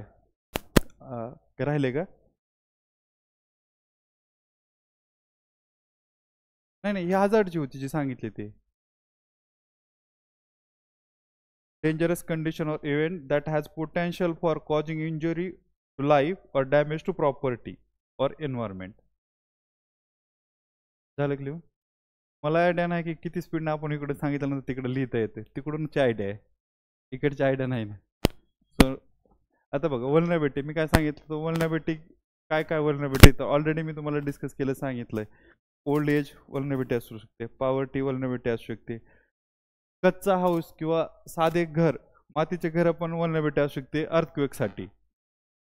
सो आता ही जी काही कंडिशन आहे, जी काही कॅरेक्टरिस्टिक आहेत त्या वेगवेगळ्या टाईपच्या आहेत. फिजिकल कॅरेक्टरिस्टिक, इकॉनॉमिक म्हणजे पॉवर्टी आहेत, पुन्हा सोशल म्हणलं तर काय जेंडरची कॅरेक्टरिस्टिक आहे, इनइक्वॅलिटी आहे, तिथं वल्नरेबिलिटी आहे, जेंडर डिसॅबिलिटीची झाली, त्याच्यानंतर काय आपली पॉवर्टीवाली झाली, इकॉनॉमिक्स, या सर्व गोष्टी आहेत. ह्या ज्या सिच्युएशन काय करतात की आपली कॅपॅसिटी कमी करत शकतात. पॉवर्टी असेल तर काय होतं की आपण गरीब असतो, आपल्याला कोविडमध्ये जर हेल्दी जर फ्रूट डाएट जर नाही भेटलं तर आपण काय डिझास्टरमध्ये कोविडला पकडलं होतं ना डिझास्टर म्हणूनच. सो ती काय होती कंडिशन, जरी टीव्हीवर ते आपल्याला जरी असं परसेप्शन बिल्ड केलं असलं की श्रीमंत लोक मरतात, पण खूप डिस्प्रोपोर्शनेट रेशोमध्ये गरीब मेले त्यामुळे. का तर त्यांची वल्नरेबिलिटी जास्त होती. एक तर इम्युनिटी कमी होती, विटॅमिन नसायचे. आपल्याला काय सांगितलं, विटॅमिन खा हे सांगत होते ना, नॉर्मल डाएट ठेवा व्यवस्थित. तर त्याची अवेलेबिलिटी कुणाला होती, जे रिच लोक होते त्यांनाच होती ना.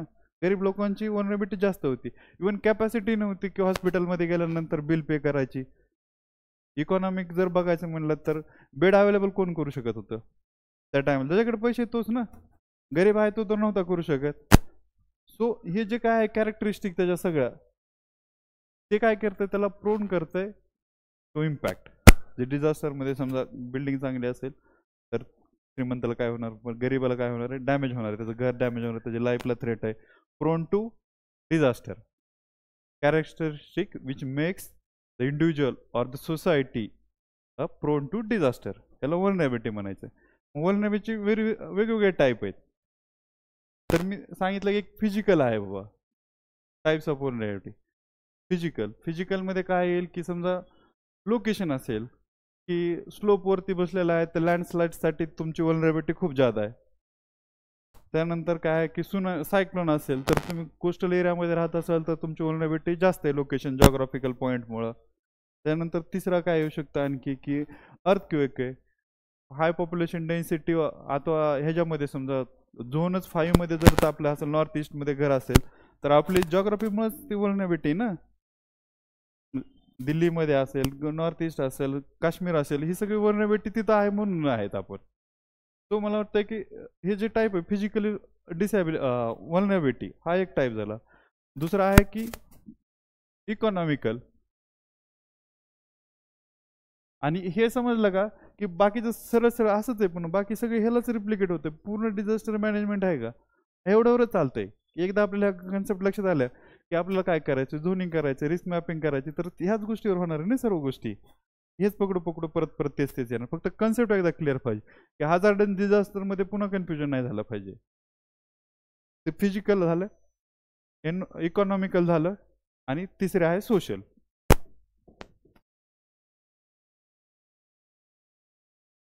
Social vulnerability. तर सोशलमध्ये काय सांगितलं की पॉवर्टी, जेंडर इक्वेलिटी, डेमोग्राफिक आलं, रेशो ऑफ पॉप्युलेशन वेगवेगळ्या एज ग्रुपमध्ये. जरी ओल्ड एज पॉप्युलेशन जास्त असेल तर जास्त डेंजर राहू शकतं. जेंडर इनइक्वॅलिटी असेल किंवा सेक्स रेशो जरी डिस्टॉर्टेड असेल तरी पण प्रॉब्लेम क्रिएट होऊ शकतो वेगवेगळ्या ह्याच्यात. कारण खूप सारे डिझास्टर येतं, बायोलॉजिकल डिझास्टर आहेत, इंडस्ट्रियल डिझास्टर आहेत, सर्वच गोष्टी आहेत ना. कोपिंग कॅपॅसिटी कमी होते की जेंडर सेक्स रेशो कमी असेल तर. घरामध्ये जर मेल पर्सन नसेल तर ऑलरेडीच वल्नरेबिलिटी जास्त असते किंवा कॅपॅसिटी कमी असते. तर इवन तर असं असतं की रस्ते पण माहीत नसतात की कसे एक्झिट घ्यायचं, कुठून घ्यायचं काय. तो ह्या सर्व गोष्टी आहेत का ह्या वल्नरेबिलिटीमध्ये येतात. तर ह्या 3 वल्नरेबिलिटी झाल्या, 3. आता या वल्नरेबिलिटीची आपण डेफिनेशन आणि टाईप बघू, लिहून घेऊ. फास्टमध्ये सांगतो. समजलंय ना? पण एकदम सिंपल आहे, एवढंच आहे. आणि एक 6 घंट्यामध्ये डिझास्टर मॅनेजमेंट संपत आहे. मग ह्यालाच आपण इथिक्समध्ये कसं वापरायचंय, एसे कसं वापरता येईल. पुन्हा पेपर 1 मध्ये पण क्वेश्चन येतो. मी मुद्दाम डिस्कस नाही केलं की कुठं कुठं क्वेश्चन येतो. पेपर 1 मध्ये बी येतो ना, फ्लडवाला क्वेश्चन वगैरे असते. त्याचे टाईप थोडंसं जॉग्राफीच्या टाईपने लिहायचं आहे. तो 50 मार्क्सला डिझास्टर मॅनेजमेंट येतं. आणि याला आपण खूप साऱ्या वेगवेगळ्या ठिकाणी वापरू शकतो. आणि हेच आपल्याला ऑब्जेक्टिव्हिटी आणि आन्सर रायटिंगला जास्त हेल्प करणार आहे. इथून एकदा जर टेम्पलेट बनलं का आपलं, गव्हर्नन्सचा एक पॉईंट आहे की तिथे एक टेम्पलेट बनते, तर आपलं तिथे एक माइंड खुलतंय. नवीन टॉपिक आहे तर आपण तिथून पण बघू ते. वल्नरेबिलिटीचे डेफिनेशन घ्या. The characteristic of area which makes it more likely to be damaged by impact of hazard.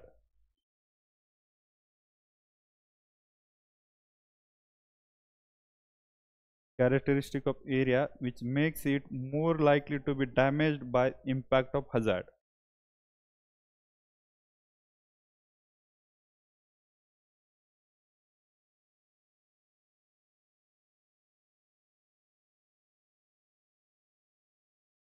हझार्डच्या इम्पॅक्ट पासून बाबा जी ससेबिलिटी असते त्याला वल्नरेबिलिटी म्हणायचं डायरेक्ट.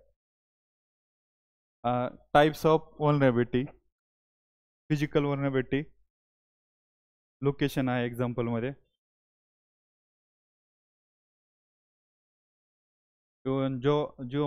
जिओमॉर्फिक कंडिशन एक्झाम्पल जर लिहायचं असलं तरी, टेक्टॉनिक प्लेट वगैरे जे आहे ते. इकॉनॉमिकल आहे, इकॉनॉमिकल वल्नरेबिलिटीमध्ये इकॉनॉमिक स्टेटस, पॉवर्टी,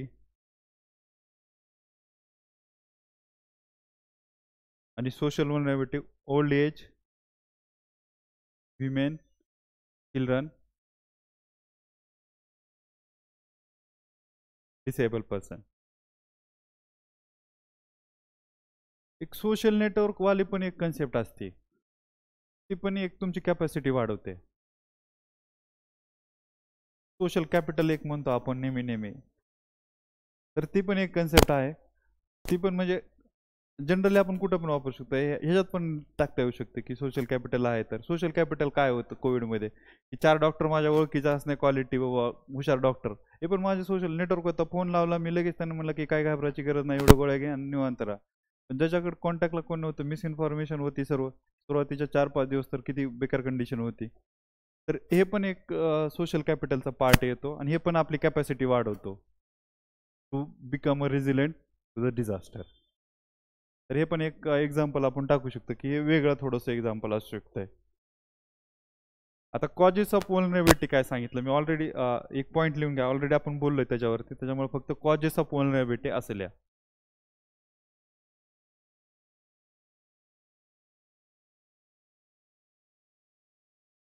परत परत तेच येतात गोष्टी. पॉवर्टी एक नंबरला, लॅक ऑफ एज्युकेशन और illiteracy,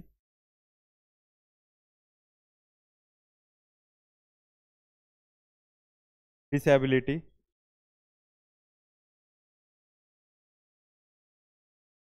lack of training or government involvement,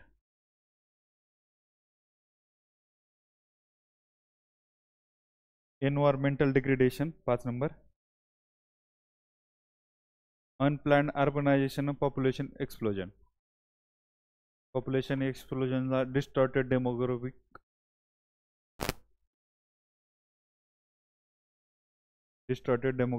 structure. आता त्याच्यानंतर ह्याच्यामध्ये इंडिकेटर्स ऑफ वल्नरेबिलिटी सेमच असणार आहेत. तर फक्त कधी जर वेगळ्या टाईपने आला तर लिहून घ्या थोडंसं, असं मला वाटतं कदाचित वेगळ्या टाईपने विचारू शकतात. तर फिजिकल कॅरेक्टरिस्टिक, की लोकेशन कुठं आहे, की आपल्याला म्हणजे इंडिकेटर्स काय, की बघितलं कीच लक्षात यायला पाहिजे की हे वल्नरेबल आहेत लोक. स्लोपवरती घर आहे, नदीच्या फ्लड प्लेनमध्ये घर आहे, तरी आपल्याला कळून जातं की वल्नरेबल आहे तर फ्लडसाठी. तर हे इंडिकेटर झाले डायरेक्ट दिसणारे. Physical characteristic, location, geography, economic status, government participation capacity building.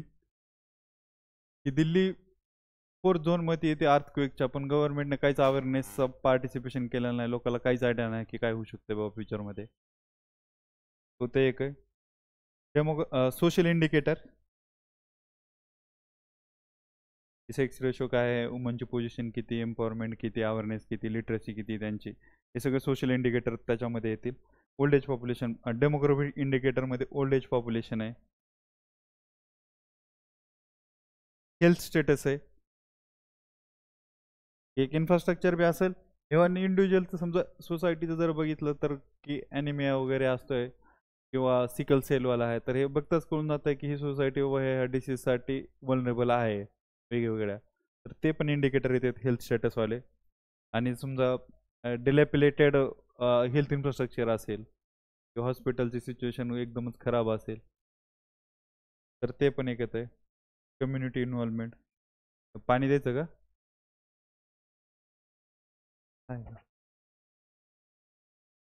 Community किती एम्पॉवर आहे, किती बाबा त्यांच्यामध्ये नेटवर्क आहे, किती लोक म्हणजे एकमेकाला हेल्प करू शकताय. तर ते कारण कुठल्याही डिझास्टरमध्ये कम्युनिटी ही फर्स्ट रिस्पॉन्डर असते, कारण बाकीचे रेस्क्यू टीम येणं, गव्हर्नमेंटचा सपोर्ट येणं, ह्याला सगळ्याला टाईम लागतो. पण पहिल्याला इमिडिएट म्हणजे झाल्या समजा इथं जरी अर्थक्वेक झाला, आता फायर लागली, तर आपणच एकमेकाला वाचवणार आहेत.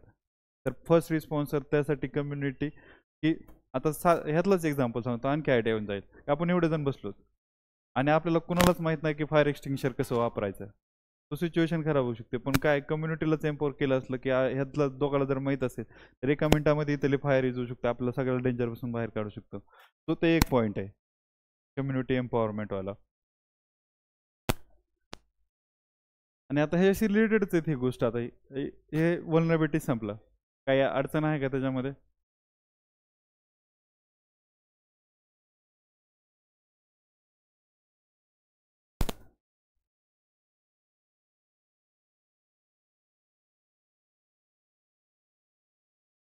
हां,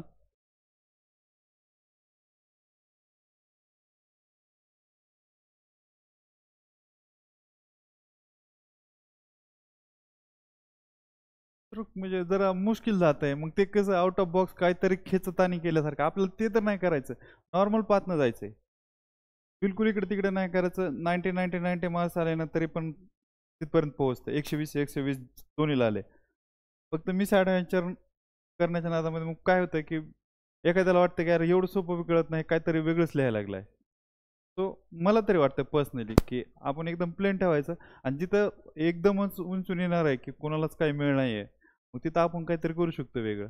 पण जे आहे ते एनर्जी कशाला घालवायची आपली फ्लो मध्ये, आणि हे व्यवस्थित वाटतंय बघितलं नंतर. ठीक आहे.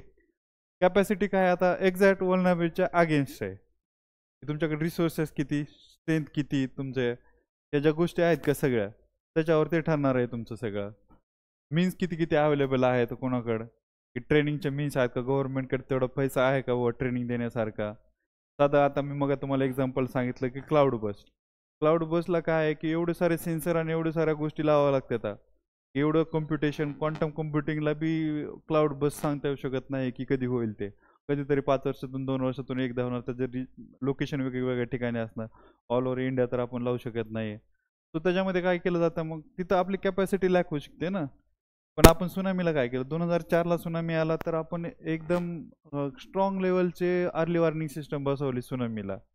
कॅपॅसिटी बिल्ड झाली, आपल्याकडे रिसोर्सेस आले, इकॉनॉमी पुढे जाऊ लागली. त्याच्यानंतर काय क्राऊड पुलिंग म्हणल्यानंतर म्हणण्यापेक्षा की वेगवेगळ्या कंट्री एकत्र आल्या, एकमेकाचे जे काही मॉडेल होते किंवा जे रिसर्च अँड डेव्हलपमेंट होते त्याचं एक्सचेंज झालं त्याच्यामध्ये, की त्यावेळेस खूप जास्त डिझास्टर झालं तर ते जे मीन्स असतात का, जे रिसोर्सेस असतात ते सगळ्याला कॅपॅसिटी म्हणायचं. जसं मी सांगितलं की घरातच डॉक्टर असेल तर काय त्यांचं जास्त कॅपॅसिटी नाही त्यांच्याकडे की डिझास्टरला, कोविडला फेस करण्याची. तर ह्या सर्व ज्या गोष्टी आहेत का त्याला कॅपॅसिटी म्हणायचं. आता परत कॅपॅसिटीचे तसेच टाईप येतात. फिजिकल कॅपॅसिटी काय आहे की रिटेन्शन वॉल बनवणं बाबा, जिथं फ्लड येत आहे तिथं, जिथं अर्थक्वेक प्रोन आहे तिथं काय अर्थक्वेक रिइन्फोर्समेंट वाली रेझिलियंट वाली बिल्डिंग बनवणं, ह्याच्या सर्व गोष्टी आहेत का? फिजिकल इकॉनॉमीमध्ये काय आहे किंवा इकॉनॉमिकली एम्पॉवर करणं, पॉवर्टी कमी करणं, ह्याच्या गोष्टी आहेत सर्व. सोशली काय, जेंडर इक्वॅलिटी करणं, डिसेबल पीपल ला हे असेल ॲक्सेसेबल असेल तर अशा सर्व गोष्टी बनवणं, जे काही इन्फ्रास्ट्रक्चर आहे ते सर्व बनवणं, हे ते कॅपॅसिटी बिल्डिंगमध्ये येतात. आणि कॅपॅसिटी बिल्डिंगचे काय स्टेजेस आहेत की कसे बनवणार कॅपॅसिटी? आपण कॅपॅसिटी बनवायला काहीतरी करावं लागेल ना, की आपली आता इथे कॅपॅसिटी बनवायची ती फायर एक्सटिंग्शरवाली, तर काय करावं? त्याला ट्रेनिंग द्यावं लागेल ना. हवे तर नाही येणार कोणती गोष्ट. येते लक्षात?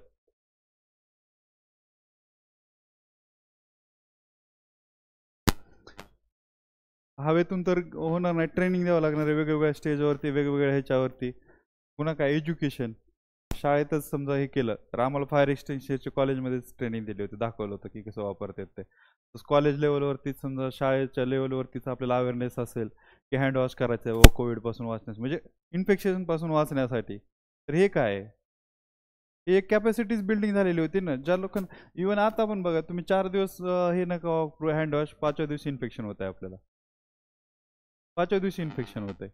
इव्हन जेपी मध्ये जरी 2 दिवस जर कधी कधी गोळ झाला का तरी पण होत आहे, मी बघितलं स्वतःला, मला सुद्धा होत आहे तसं. सो ते पण एक कॅपॅसिटीचा ट्रेनिंगचा ह्याचाच भाग आहे एज्युकेशनचा. Research and development, climate change पासून आपल्याला, क्लायमेट चेंज पण एक डिझास्टरच आहे ना. क्लायमेट चेंजसाठी काय आहे की सोलार एनर्जी, त्याच्यानंतर renewable green energy, hydrogen energy आहे, ह्याच्या सगळ्यामध्ये रिसर्च झाला पाहिजे, अफोर्डेबल झाली पाहिजे, त्याचं ट्रान्झिशन झालं पाहिजे ना, की coal based power plant to green energy, जे काही ट्रान्झिशन आहे त्याच्यामध्ये मग की कसं झालं पाहिजे की बाबा ते इन्क्लुझिव्ह झालं पाहिजे, सस्टेनेबल झालं पाहिजे. तर ह्या सगळ्या गोष्टीसाठी काय लागणार आहे? R&D लागणार आहे. आणि हे जे कॅपॅसिटी आहेत, कॅपॅसिटी बिल्डिंगचे स्टेजेस, तर ह्या इम्पॉर्टंट आहेत. आणि आता हे जर माहीत असेल आपल्याला की कॅपॅसिटी काय आहे, हे काय आहे, तर एकदा जर ओव्हरऑल आयडिया आली का डिझास्टरची कुठल्याही टॉपिकची, तर मग क्वेश्चन आपण कुठे जरी वाचला तर मी तुम्हाला आणखी ह्याच्यानंतर एक थोडीशी स्कीम देतो की कसं करता येऊ शकतं हे. आता मी एवढं सांगितलंय तुम्हाला, आता तुम्ही डिझास्टरचे जर 5 जरी क्वेश्चन वाचले का घरी जाऊन, PYKचे असतील, कुठल्या टेस्ट सिरीजचे असतील, काही बी असतील, तर तुम्हाला असं नंतर कधीच बघायची पण गरज लागणार नाही त्याच्याकडे, एवढं मस्त होतं. पण तुम्हाला कन्सेप्ट माहीत पाहिजेत. त्यांनी थोडीशी अवघड लँग्वेज वापरली का तरी आपल्याला काय प्रॉब्लेम नाही, आपल्या नोट्स आहेत, आपल्याकडे ही कॅपॅसिटीची डेफिनेशन आपली फिक्स पाहिजे. फक्त आपल्याला तिथं बघायचं की क्वेश्चन कशा टाईपचा विचारला. Disability inclusive disaster risk reduction plan, disability inclusive disaster risk reduction plan. आता काहीच प्रॉब्लेम नाही ना, आपल्याला डेफिनेशन माहिती, सर्व डिझास्टर रिस्क रिडक्शनची डेफिनेशन माहिती, याची सगळी माहिती कुठून आलंय ते माहिती, मधून आलंय. तर आता आपल्याला त्या स्ट्रक्चरमध्ये बसवता येते. फक्त प्रॉपर बेसिक वाले जे ऑब्जेक्टिव्ह डेफिनेशन आहे का, एक डेफिनेशन कन्सेप्ट क्लिअर पाहिजे, आणि मग आपल्याला ते सगळं कंटेंट वाचलेलं ह्याच्या नंतर वाया जात नाही. घरात बसून वाचलं का ते कंटेंट वाया जाते, लिटरली वाया जाते. मी काय सांगतोय की 10 दिवसामध्ये ना तुम्ही GS किती पण भारी करू शकता, किती पण एक्स्ट्रीम लेवलला, जेव्हा तुमच्याकडे बेसिक बेसिक गोष्टी तुम्हाला माहिती तेव्हा. ऑप्शनल 10 दिवस अगोदर बंद करून ठेवायचं आणि डायरेक्ट अटॅक करायचा. इथं पूर्ण प्रिलियमचं कंटेंट वाचून जायचं, स्पेक्ट्रम वाचायचंय, एन्व्हायरमेंटचं शंकर वाचायचंय, फाईन आर्टची NCERT वाचायची. एवढं सांगतो की ती थीमवाली NCERT का 2020ला एक क्वेश्चन आला होता की पर्शियन लिटरेचरचा आर्क अँड आर्किटेक्चर इंडियन सोसायटीवरती काय इम्पॅक्ट झाला होता. 2020चा क्वेश्चन आहे. आणि मी रात्री जेवण करताना थीमची मिडिवलची NCERT वाचली होती 12वीची, आणि त्याच्यामध्ये ते इब्न बटुटा, रियाला बियाला ते आहेत का, तिथून ते पार फजल अलीपर्यंत मी सगळं बघितलं होतं. ऑलरेडी आपण वाचलेलं असते प्रिलियमला खूप सारं. आणि सकाळी गेल्यानंतर लोकांना फक्त हे आठवू लागला, औरंगजेबचा मुलगा, काय नाव त्याचं, धाराशिको. धाराशिकोची एकच गोष्ट आठवू लागली. मी पार इब्न बटुटापासून तिथून सगळं जायसी वगैरे त्यावेळेस पद्मावत वगैरे हे होतं का, हे सगळं लिहिलं. मला फक्त तेवढंच आठवलं नाही. मला 99 मार्क्स होते GS1ला.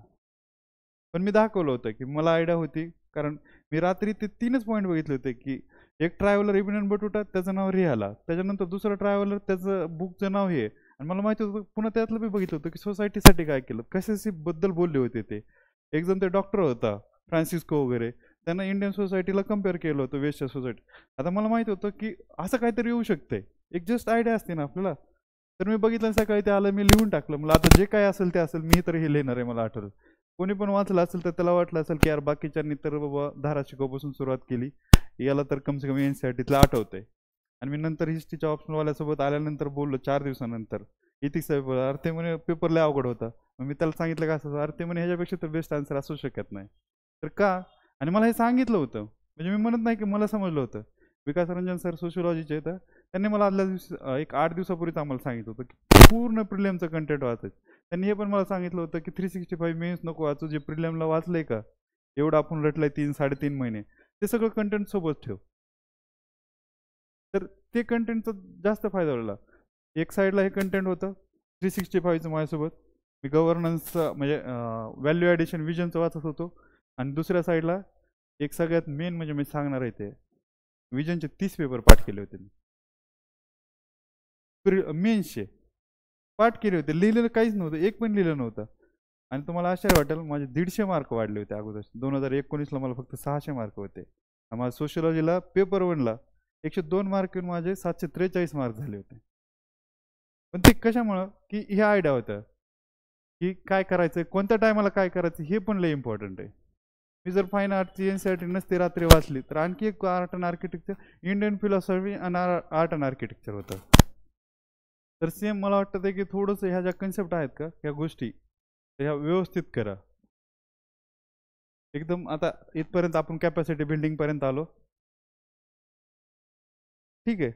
आता आपण डेफिनेशन घेऊ. इथपर्यंत कॅपॅसिटी बिल्ड कसं करायचं इथपर्यंत की रिस्क झाली, आता वल्नरेबिलिटी झाली आपली. मग आता वल्नरेबिलिटीला काउंटर करायचं, एक्झॅक्ट अपोजिट आहे. कॅपॅसिटी वाढली की वल्नरेबिलिटी कमी होणार आहे.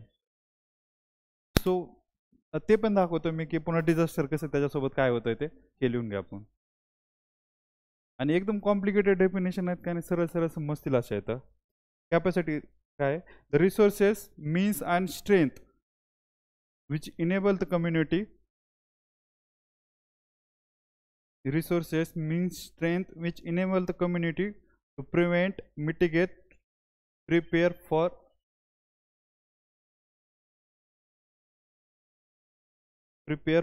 withstand or quickly recover from the hazard.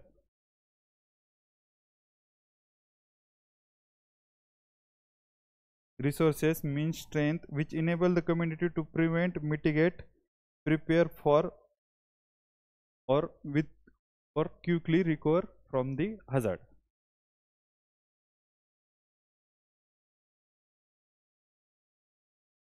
Types of capacity: physical capacity, social capacity, economic capacity.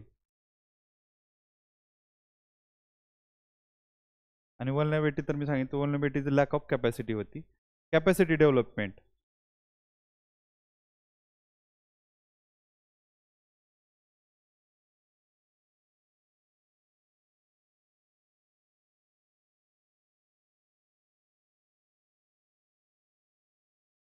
पहिला 1 नंबरला training.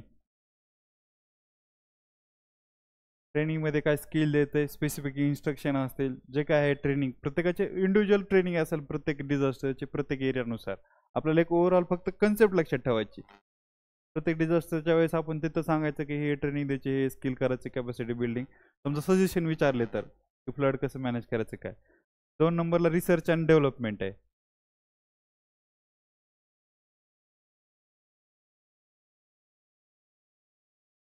Earthquake resistant building example आहे रिसर्च अँड डेव्हलपमेंटमध्ये. त्याची काय टेक्नॉलॉजी आहे, क्लायमेट चेंज रिलेटेड मॉडेल किंवा solar energy model development.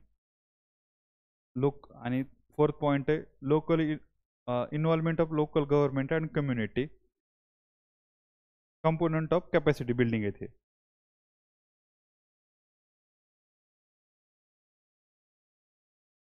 Training, education, research and development and involvement of local government and community.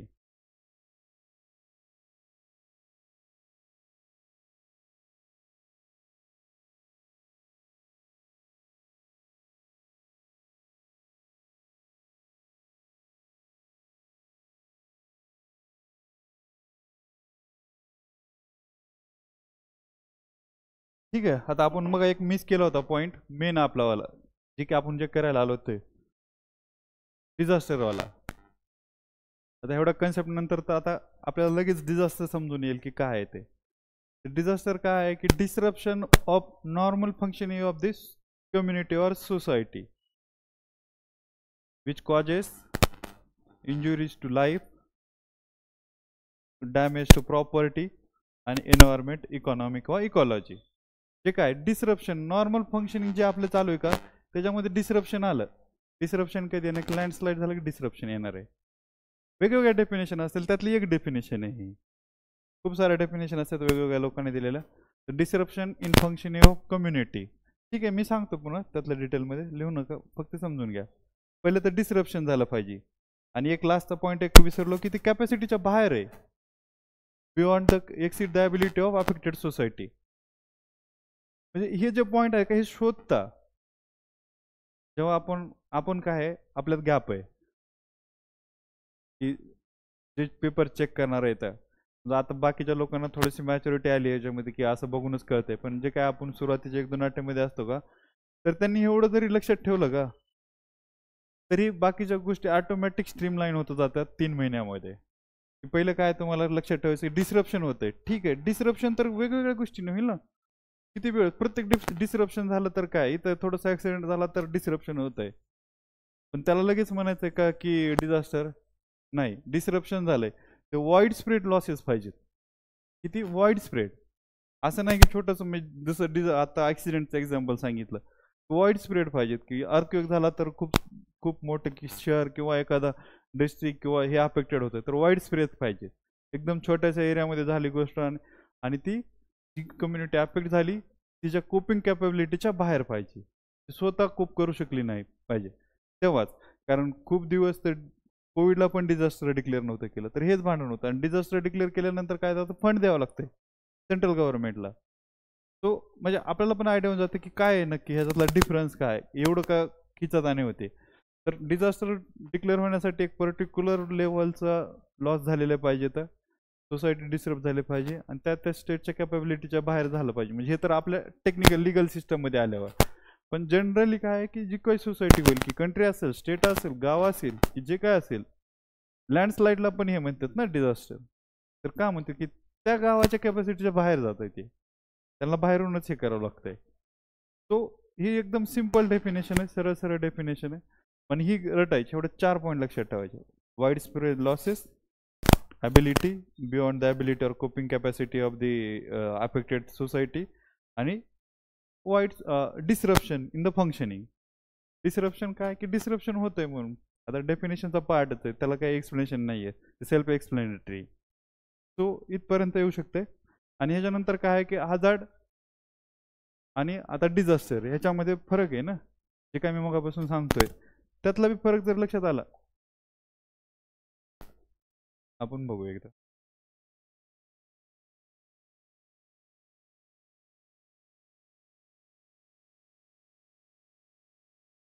ठीक आहे.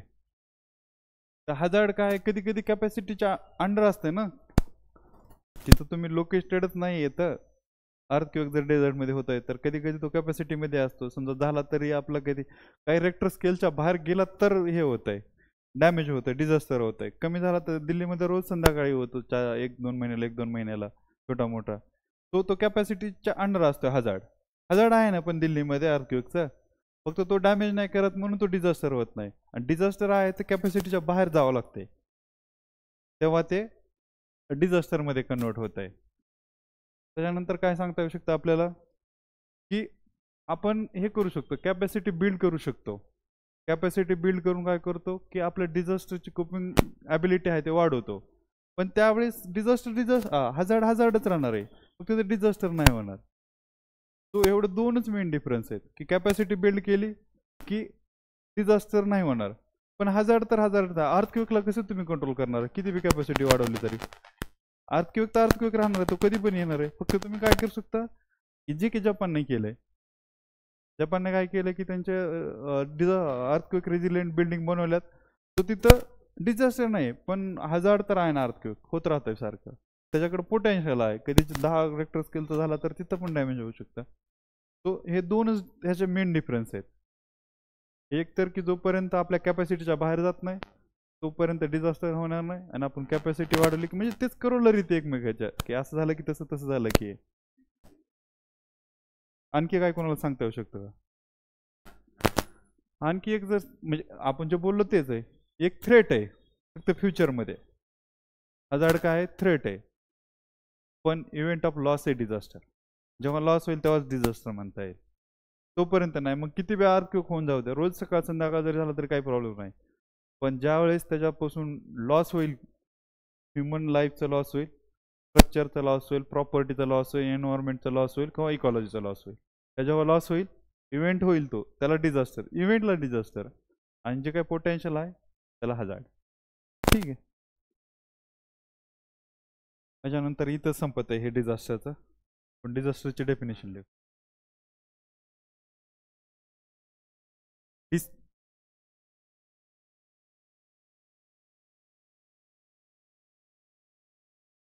हां हां, हजार्ड आहेच की.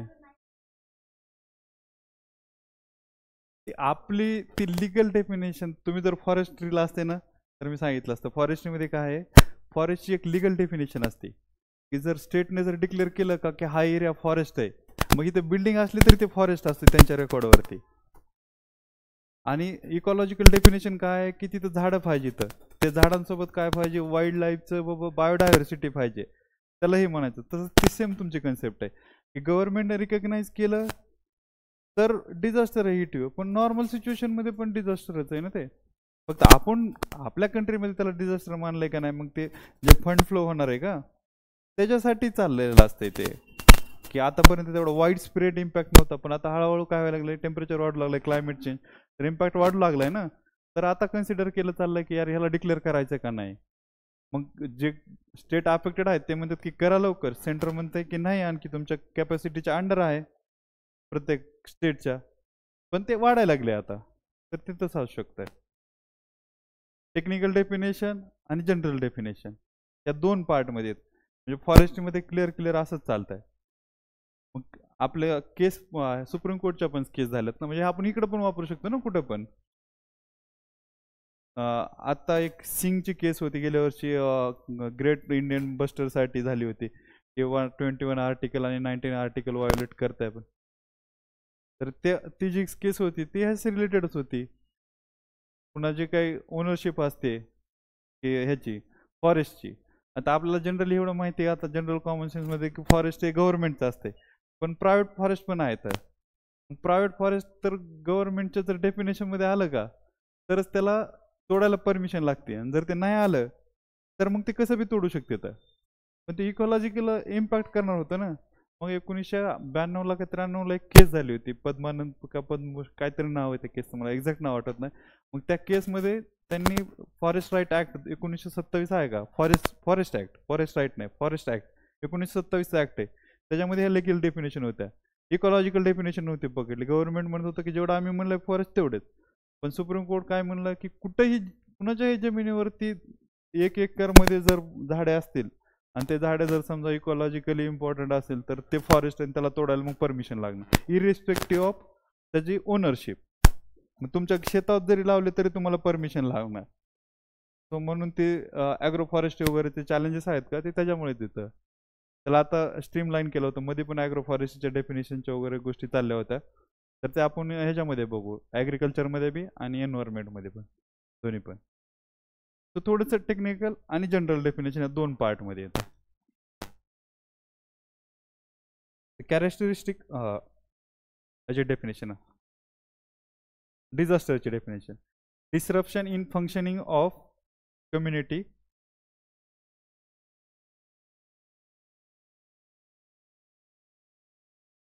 disruption in functioning of community causing widespread economic, social, or environmental losses which exceed the ability of affected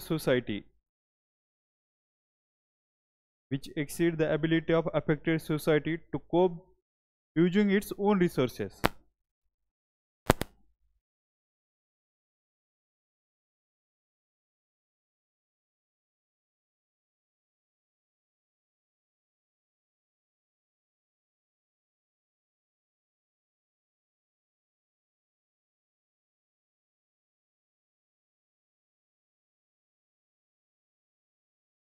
ability of affected society to cope using its own resources.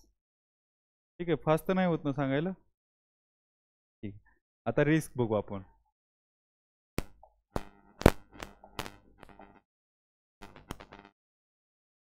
Risk काय आहे की जे काही लॉस होणार आहेत त्याची क्वांटिटी पकडली जाते. किती लॉस होणार आहे, आपण काय म्हणतो की UPSC करायला करताना किती रिस्क आहे बाबा, ते क्वांटिफिकेशन जे मेजरमेंट आहे का त्याला रिस्क म्हणायचं. की पास होऊ की नाही बाबा याचं आहे. की समजा स्लोप वरती जर घर बांधलं तर किती पॉसिबिलिटी आहे लँडस्लाईडची वगैरे वगैरे, ह्या ज्या गोष्टी आहेत त्याला रिस्क म्हणायचं. आणि रिस्क कुठून येणार आहे, तुमची वल्नरेबिलिटी असेल तरच रिस्क वाढणार आहे ना. जर तुमच्या घरी एक बिझनेस आहे ऑलरेडी तर तुम्ही UPSC किती दिवस केले तरी काय तुम्हाला रिस्क आहे का, नाही. तुमच्याकडे जॉब प्लॅन बी काय आहे की कॅपॅसिटी रिस्क कमी करण्यासाठी, बरोबर आहे का. मग ह्याच्यानंतर पुन्हा बाकी काहीच राहत नाही ह्याच्यामध्ये रिस्कमध्ये, जर एवढं जर लक्षात आलं तर. फक्त आपल्याला फील झालं पाहिजे आणि एक स्टँडर्ड डेफिनेशन पाठ करायची. खूप साऱ्या कन्सेप्ट आहेत, एवढ्या जर कन्सेप्ट एका ठिकाणी आल्या का तर आपल्याला जी भीती आहे का ती मरून जाईल. तुम्हाला रात्री तुम्हाला काय सांगतो 20 मिनिटामध्ये वाचून होतं हे, 20 मिनिटामध्ये. आणि कुठलाही क्वेश्चन येऊ द्या ह्याच्या बाहेर येत नाही, आणि ह्याच्या बाहेर आला तर कोणालाच नाही येत. लईच आपल्याकडे टाइम समजा शिल्लक राहिला तर आपण एक अशोक कुमारचं सिक्युरिटीचं बुक आहे त्याच्यामध्ये डिझास्टर मॅनेजमेंट दिलंय, एक जनरल थोडीशी आयडिया येण्यासाठी बघू शकता. पण मला नाही वाटत की ह्याच्यानंतर काय गरज लागू शकते. आणि ह्याच काय आता रिस्क झाली आपली, रिस्क आली, हजार्ड पण आहे, या सर्व गोष्टी आल्या, वल्नरेबिलिटी पण आहे. तर डिझास्टर तिथूनच येते आणि रिस्क कशी येते बघा. आता हे दाखवतो मी तुम्हाला. हे हजार्ड आहे म्हणजे इथूनच कन्सेप्ट बनतात, सगळ्या सर्व कन्सेप्ट आहे का इथंच बनतात. कॅपॅसिटी पण मी ह्यातच दाखवतो, आणि कसं फ्लो होतंय कसं काय करतंय डिझास्टर मॅनेजमेंट आपल्याला माइंडमध्येच येऊन जाईल. एक ही काय वल्नरेबिलिटी आपली, इथून रिस्क आली. ठीक आहे.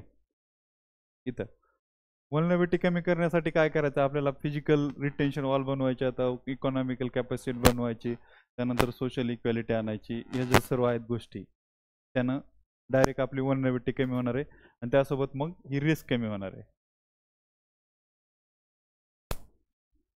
जेव्हा हजार्ड आणि रिस्क यांचं कल्मिनेशन होईल तेव्हा रिस्क येणार आहे, तोपर्यंत रिस्क येणार नाही आपल्याकडे. आणि याच्यामध्ये आणखी एक कन्सेप्ट असती की समजा असं पकडलं जातं ह्याला कॅपॅसिटी, ही कॅपॅसिटी बिल्डिंग आहे.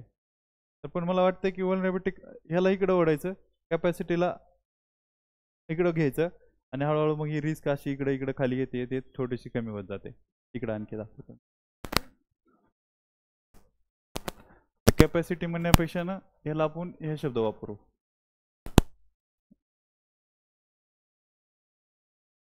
ही रिस्क आहे.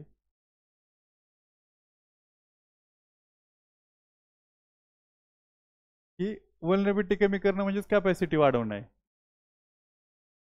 हे इकडं आलं की वल्नरेबिलिटी वाढणार आहे, इकडं बाहेर गेलं की कॅपॅसिटी वाढणार आहे. सो ही डायरेक्शन आपण अपोजिट पकडू. ही वल्नरेबिलिटी आपली कॅपॅसिटी कमी झाली की वल्नरेबिलिटी वाढणार, कॅपॅसिटी वाढली की वल्नरेबिलिटी कमी होणार आहे. आणि तुमचं समजा सगळ्या गोष्टी, आणि तुमचं एक्सपोजरच नाही आहे, गरीब माणूस आहे तर गेलाच नाही डेझर्टमध्ये, तर अर्थक्वेक झाला तर मग त्याचं काय एक्सपोजर त्याला पाहिजे ना. एक्सपोजर कुठे येणार, तो राहतोय तिथं हायली पॉप्युलेशन डेन्सिटी एरिया, त्यांना स्लोपवरती घर बनवलंच नाही तर लँडस्लाईडचं एक्सपोजरच दिलं नाही त्यानं, तर त्याची रिस्क असणारच नाही ना. तर एक्सपोजर कमी करायचं आहे म्हणजेच काय आहे की मला वाटतं इंडोनेशियाची कॅपिटल शिफ्ट करणार आहेत. इराणचं बी काहीतरी चाललं होतं त्यांचं की वेगवेगळ्या कारणासाठी त्यांचं कॅपिटल शिफ्ट करणं. इव्हन मुंबईचं पण प्रॉब्लेम होऊ शकते, म्हणजे फ्युचरमध्ये हे होऊ शकतं, बुडू शकते म्हणून. तर हे जे काय एक्सपोजर कमी करणं आहे ना, एक्सपोजर कमी करणं म्हणजे काय रिस्क आहे, सायक्लोन आहे, तुम्ही कोस्टल एरियात राहिलेच नाही तर तुमची रिस्क असणारच नाही ना सायक्लोनला. एक्सपोजर कमी करायचं जिथं लई प्रॉब्लेम आहे. सगळ्यात बेस्ट एक्झाम्पल, नदीपात्रात गेलेच नाही राहायला तर फ्लडला एक्सपोजर येणार आहे का तुमचं, तुमची रिस्क किती असणार आहे, 0. तो हजार्ड कमी करणार आहे का आपण, काही हजार्ड कमी करता येतात पण सगळे नाही करता येत कमी. सो एवढं सरळ सरळ हे हे मला वाटतं हे काढा तुम्ही. माझं कन्फ्युजन झालं होतं त्याला ह्याच्यामध्ये, म्हणून पण मी जे आता लास्टला दाखवली का ही डायग्राम काढा. एक्सपोजर, व्हलनरॅबिलिटी, कॅपॅसिटी आणि हजार्ड.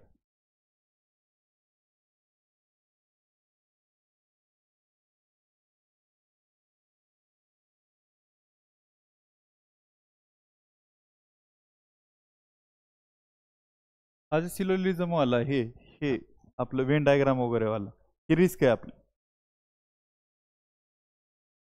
ही रिस्क आहे, हा हजार्ड आहे. व्हलनरॅबिलिटी इकडं वाढवलं ही रिस्क कमी होणार आहे. हे एक्सपोजर आहे.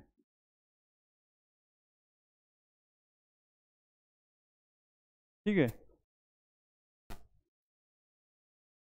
आता मला सांगा कुठले हजार्ड आपण कमी करू शकतो.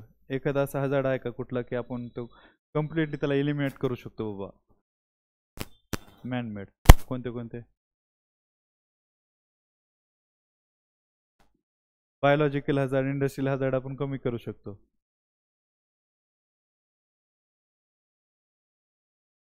ड्रॉट, फ्लड त्यातला कोणता करून करू शकतो का. फ्लड.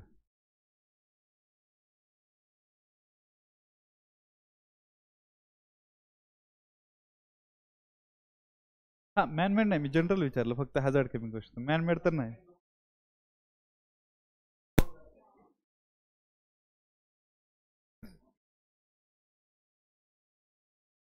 ड्रॉट कम्प्लिटली लिमिट करता येतं जर त्याला पहिलं, कारण तो ऑन सेटिंग असतो म्हणजे ग्रॅज्युअली तो एक्सपोजर येतं आपलं त्याला, की आपल्याला डिसेंबरमध्ये किंवा सप्टेंबरमध्ये समजतंय की ड्रॉट येऊ शकतोय पुढच्या वर्षी. तर आपण अगोदरपासून जर प्लॅन व्यवस्थित हे करायला गेलं, आपण एक मला वाटतं 2015-16च्या अगोदर सारखं ऐकायचं की ड्रॉट पडतं, पण आता पडत नाही. आता आमच्या गावाकडे गेल्या वर्षी डिसेंबरमध्ये सर्व इरिगेशनचे पंप होते ते सगळे बंद करून ठेवले आणि रात्रीच्यालाच घेऊन उचलून जायचे तालुक्याच्या ठिकाणी तहसीलदार येऊन. सो मग एक इतक्या लवकर जर प्लॅनिंग चालू केली तर मग आलंच नाही, ड्रॉट पोहोचलाच नाही. ड्रॉट करता येते, फ्लडला अँथ्रोपोजेनिक असता येते, हे नॅचरल आहे त्याला काही करता येत नाही, येतच राहणार. पण ड्रॉट आपल्याला माहित असतो की आता येणार आहे, आता पाऊसच नाही पडला सप्टेंबरमध्ये तर कळतंय की फेब्रुवारी, मार्च किंवा मे मध्ये प्रॉब्लेम येऊ शकतो, तर त्याचं नियोजन करता येऊ शकतं. तर हे थोडंसं आहे, पण सगळे हजार्ड नाही कमी करतायत. मग आपण काय करणार, रिस्क कमी करायची तर काय, व्हलनरॅबिलिटी कमी करावं लागणार आहे आपल्याला, कॅपॅसिटी वाढवावं लागणार आहे, एक्सपोजर कमी करावं लागणार आहे. तर ह्या सर्व गोष्टी आहेत. आणि रिस्कची डेफिनेशन घेऊ आपण. एक फॉर्म्युला पण देऊ, एक फॉर्म्युला देतो अगोदर, त्याच्या अगोदर रिस्कचा फॉर्म्युला. आता तुम्ही सांगा मला. आता मी 4 कन्सेप्ट लिहितो इथं. कॅपॅसिटी, त्यानंतर काय हजार्ड आणि व्हलनरॅबिलिटी. कुठे लिहू मी आता, हे फॉर्म्युला आहे. Risk is equal to hazard, vulnerability, capacity. ठीक आहे. हजार्डला तर काहीच नाही करतात, व्हलनरॅबिलिटी कमी केली तरी पण रिस्क कमी होती, कॅपॅसिटी वाढवली तरी कमी होते. सो एकदम सिंपल आहे, सरळ सरळ सरळ. आपण लिहू सेपरेट त्याचा फॉर्म्युला. आणि need of risk assessment. Need काय बाबा, आपल्याला कॅपॅसिटी बनवायची ना. रिस्क जर माहीत झाली की काय रिस्क आहे तरच कॅपॅसिटी बनवू शकतो. की फ्लड वॉल बनवायची तर माहीत तर पाहिजे की काय प्रॉब्लेम आहे इथं, तर कुठे येऊ शकतं. सो ते एक आहे कॅपॅसिटी डेव्हलपमेंटसाठी. त्यानंतर आपल्याला काय करायचं, आयडेंटिफाय करायचे व्हलनरॅबिलिटी कुणाची आहे, सोसायटीमध्ये कोण कोण व्हलनरेबल आहे, त्यासाठी पण आपल्याला रिस्क असेसमेंट करायची. आणि त्याच्यानंतर हजार्डची साईज पण चेक करायची आपल्याला. तिथूनच कळून ना किती किती रिस्क आहे, तर हजार्डमुळे रिस्क आहे की व्हलनरॅबिलिटीमुळे रिस्क आहे, कशामुळे रिस्क यायला लागली हे तर कळलं पाहिजे. नाहीतर छोटंसं घर आहे 3 रेक्टर स्केलचा जरी हे आला, अर्थक्वेक आला तरी पडतंय बाबा. तर ह्याच्यासाठी आपल्याला रिस्क असेसमेंट करायची. तर ह्या 3-4 गोष्टी आहेत, एकदम सिंपल सिंपल आहेत रिस्कच्या. आपण बघू. ठीक आहे. रिस्क काय, it is a measure of expected losses or probability of harmful consequences. Measure of expected losses or probability of harmful consequences resulting from interaction of hazard and vulnerability condition. जेव्हा दोन एकत्र येतील तेव्हाच रिस्क येणार आहे. Resulting from interaction of hazard and vulnerability condition. Need of risk assessment to capacity development. Where higher probability of losses, we will provide a capacity building mechanism in that area. नंतर vulnerability of community, identification of vulnerability of community, आणि मग त्यांची capacity build केली जाते. Hazard size, identification of hazard size, आणि मग हा formula लिहा. Risk is equal to hazard into vulnerability upon capacity.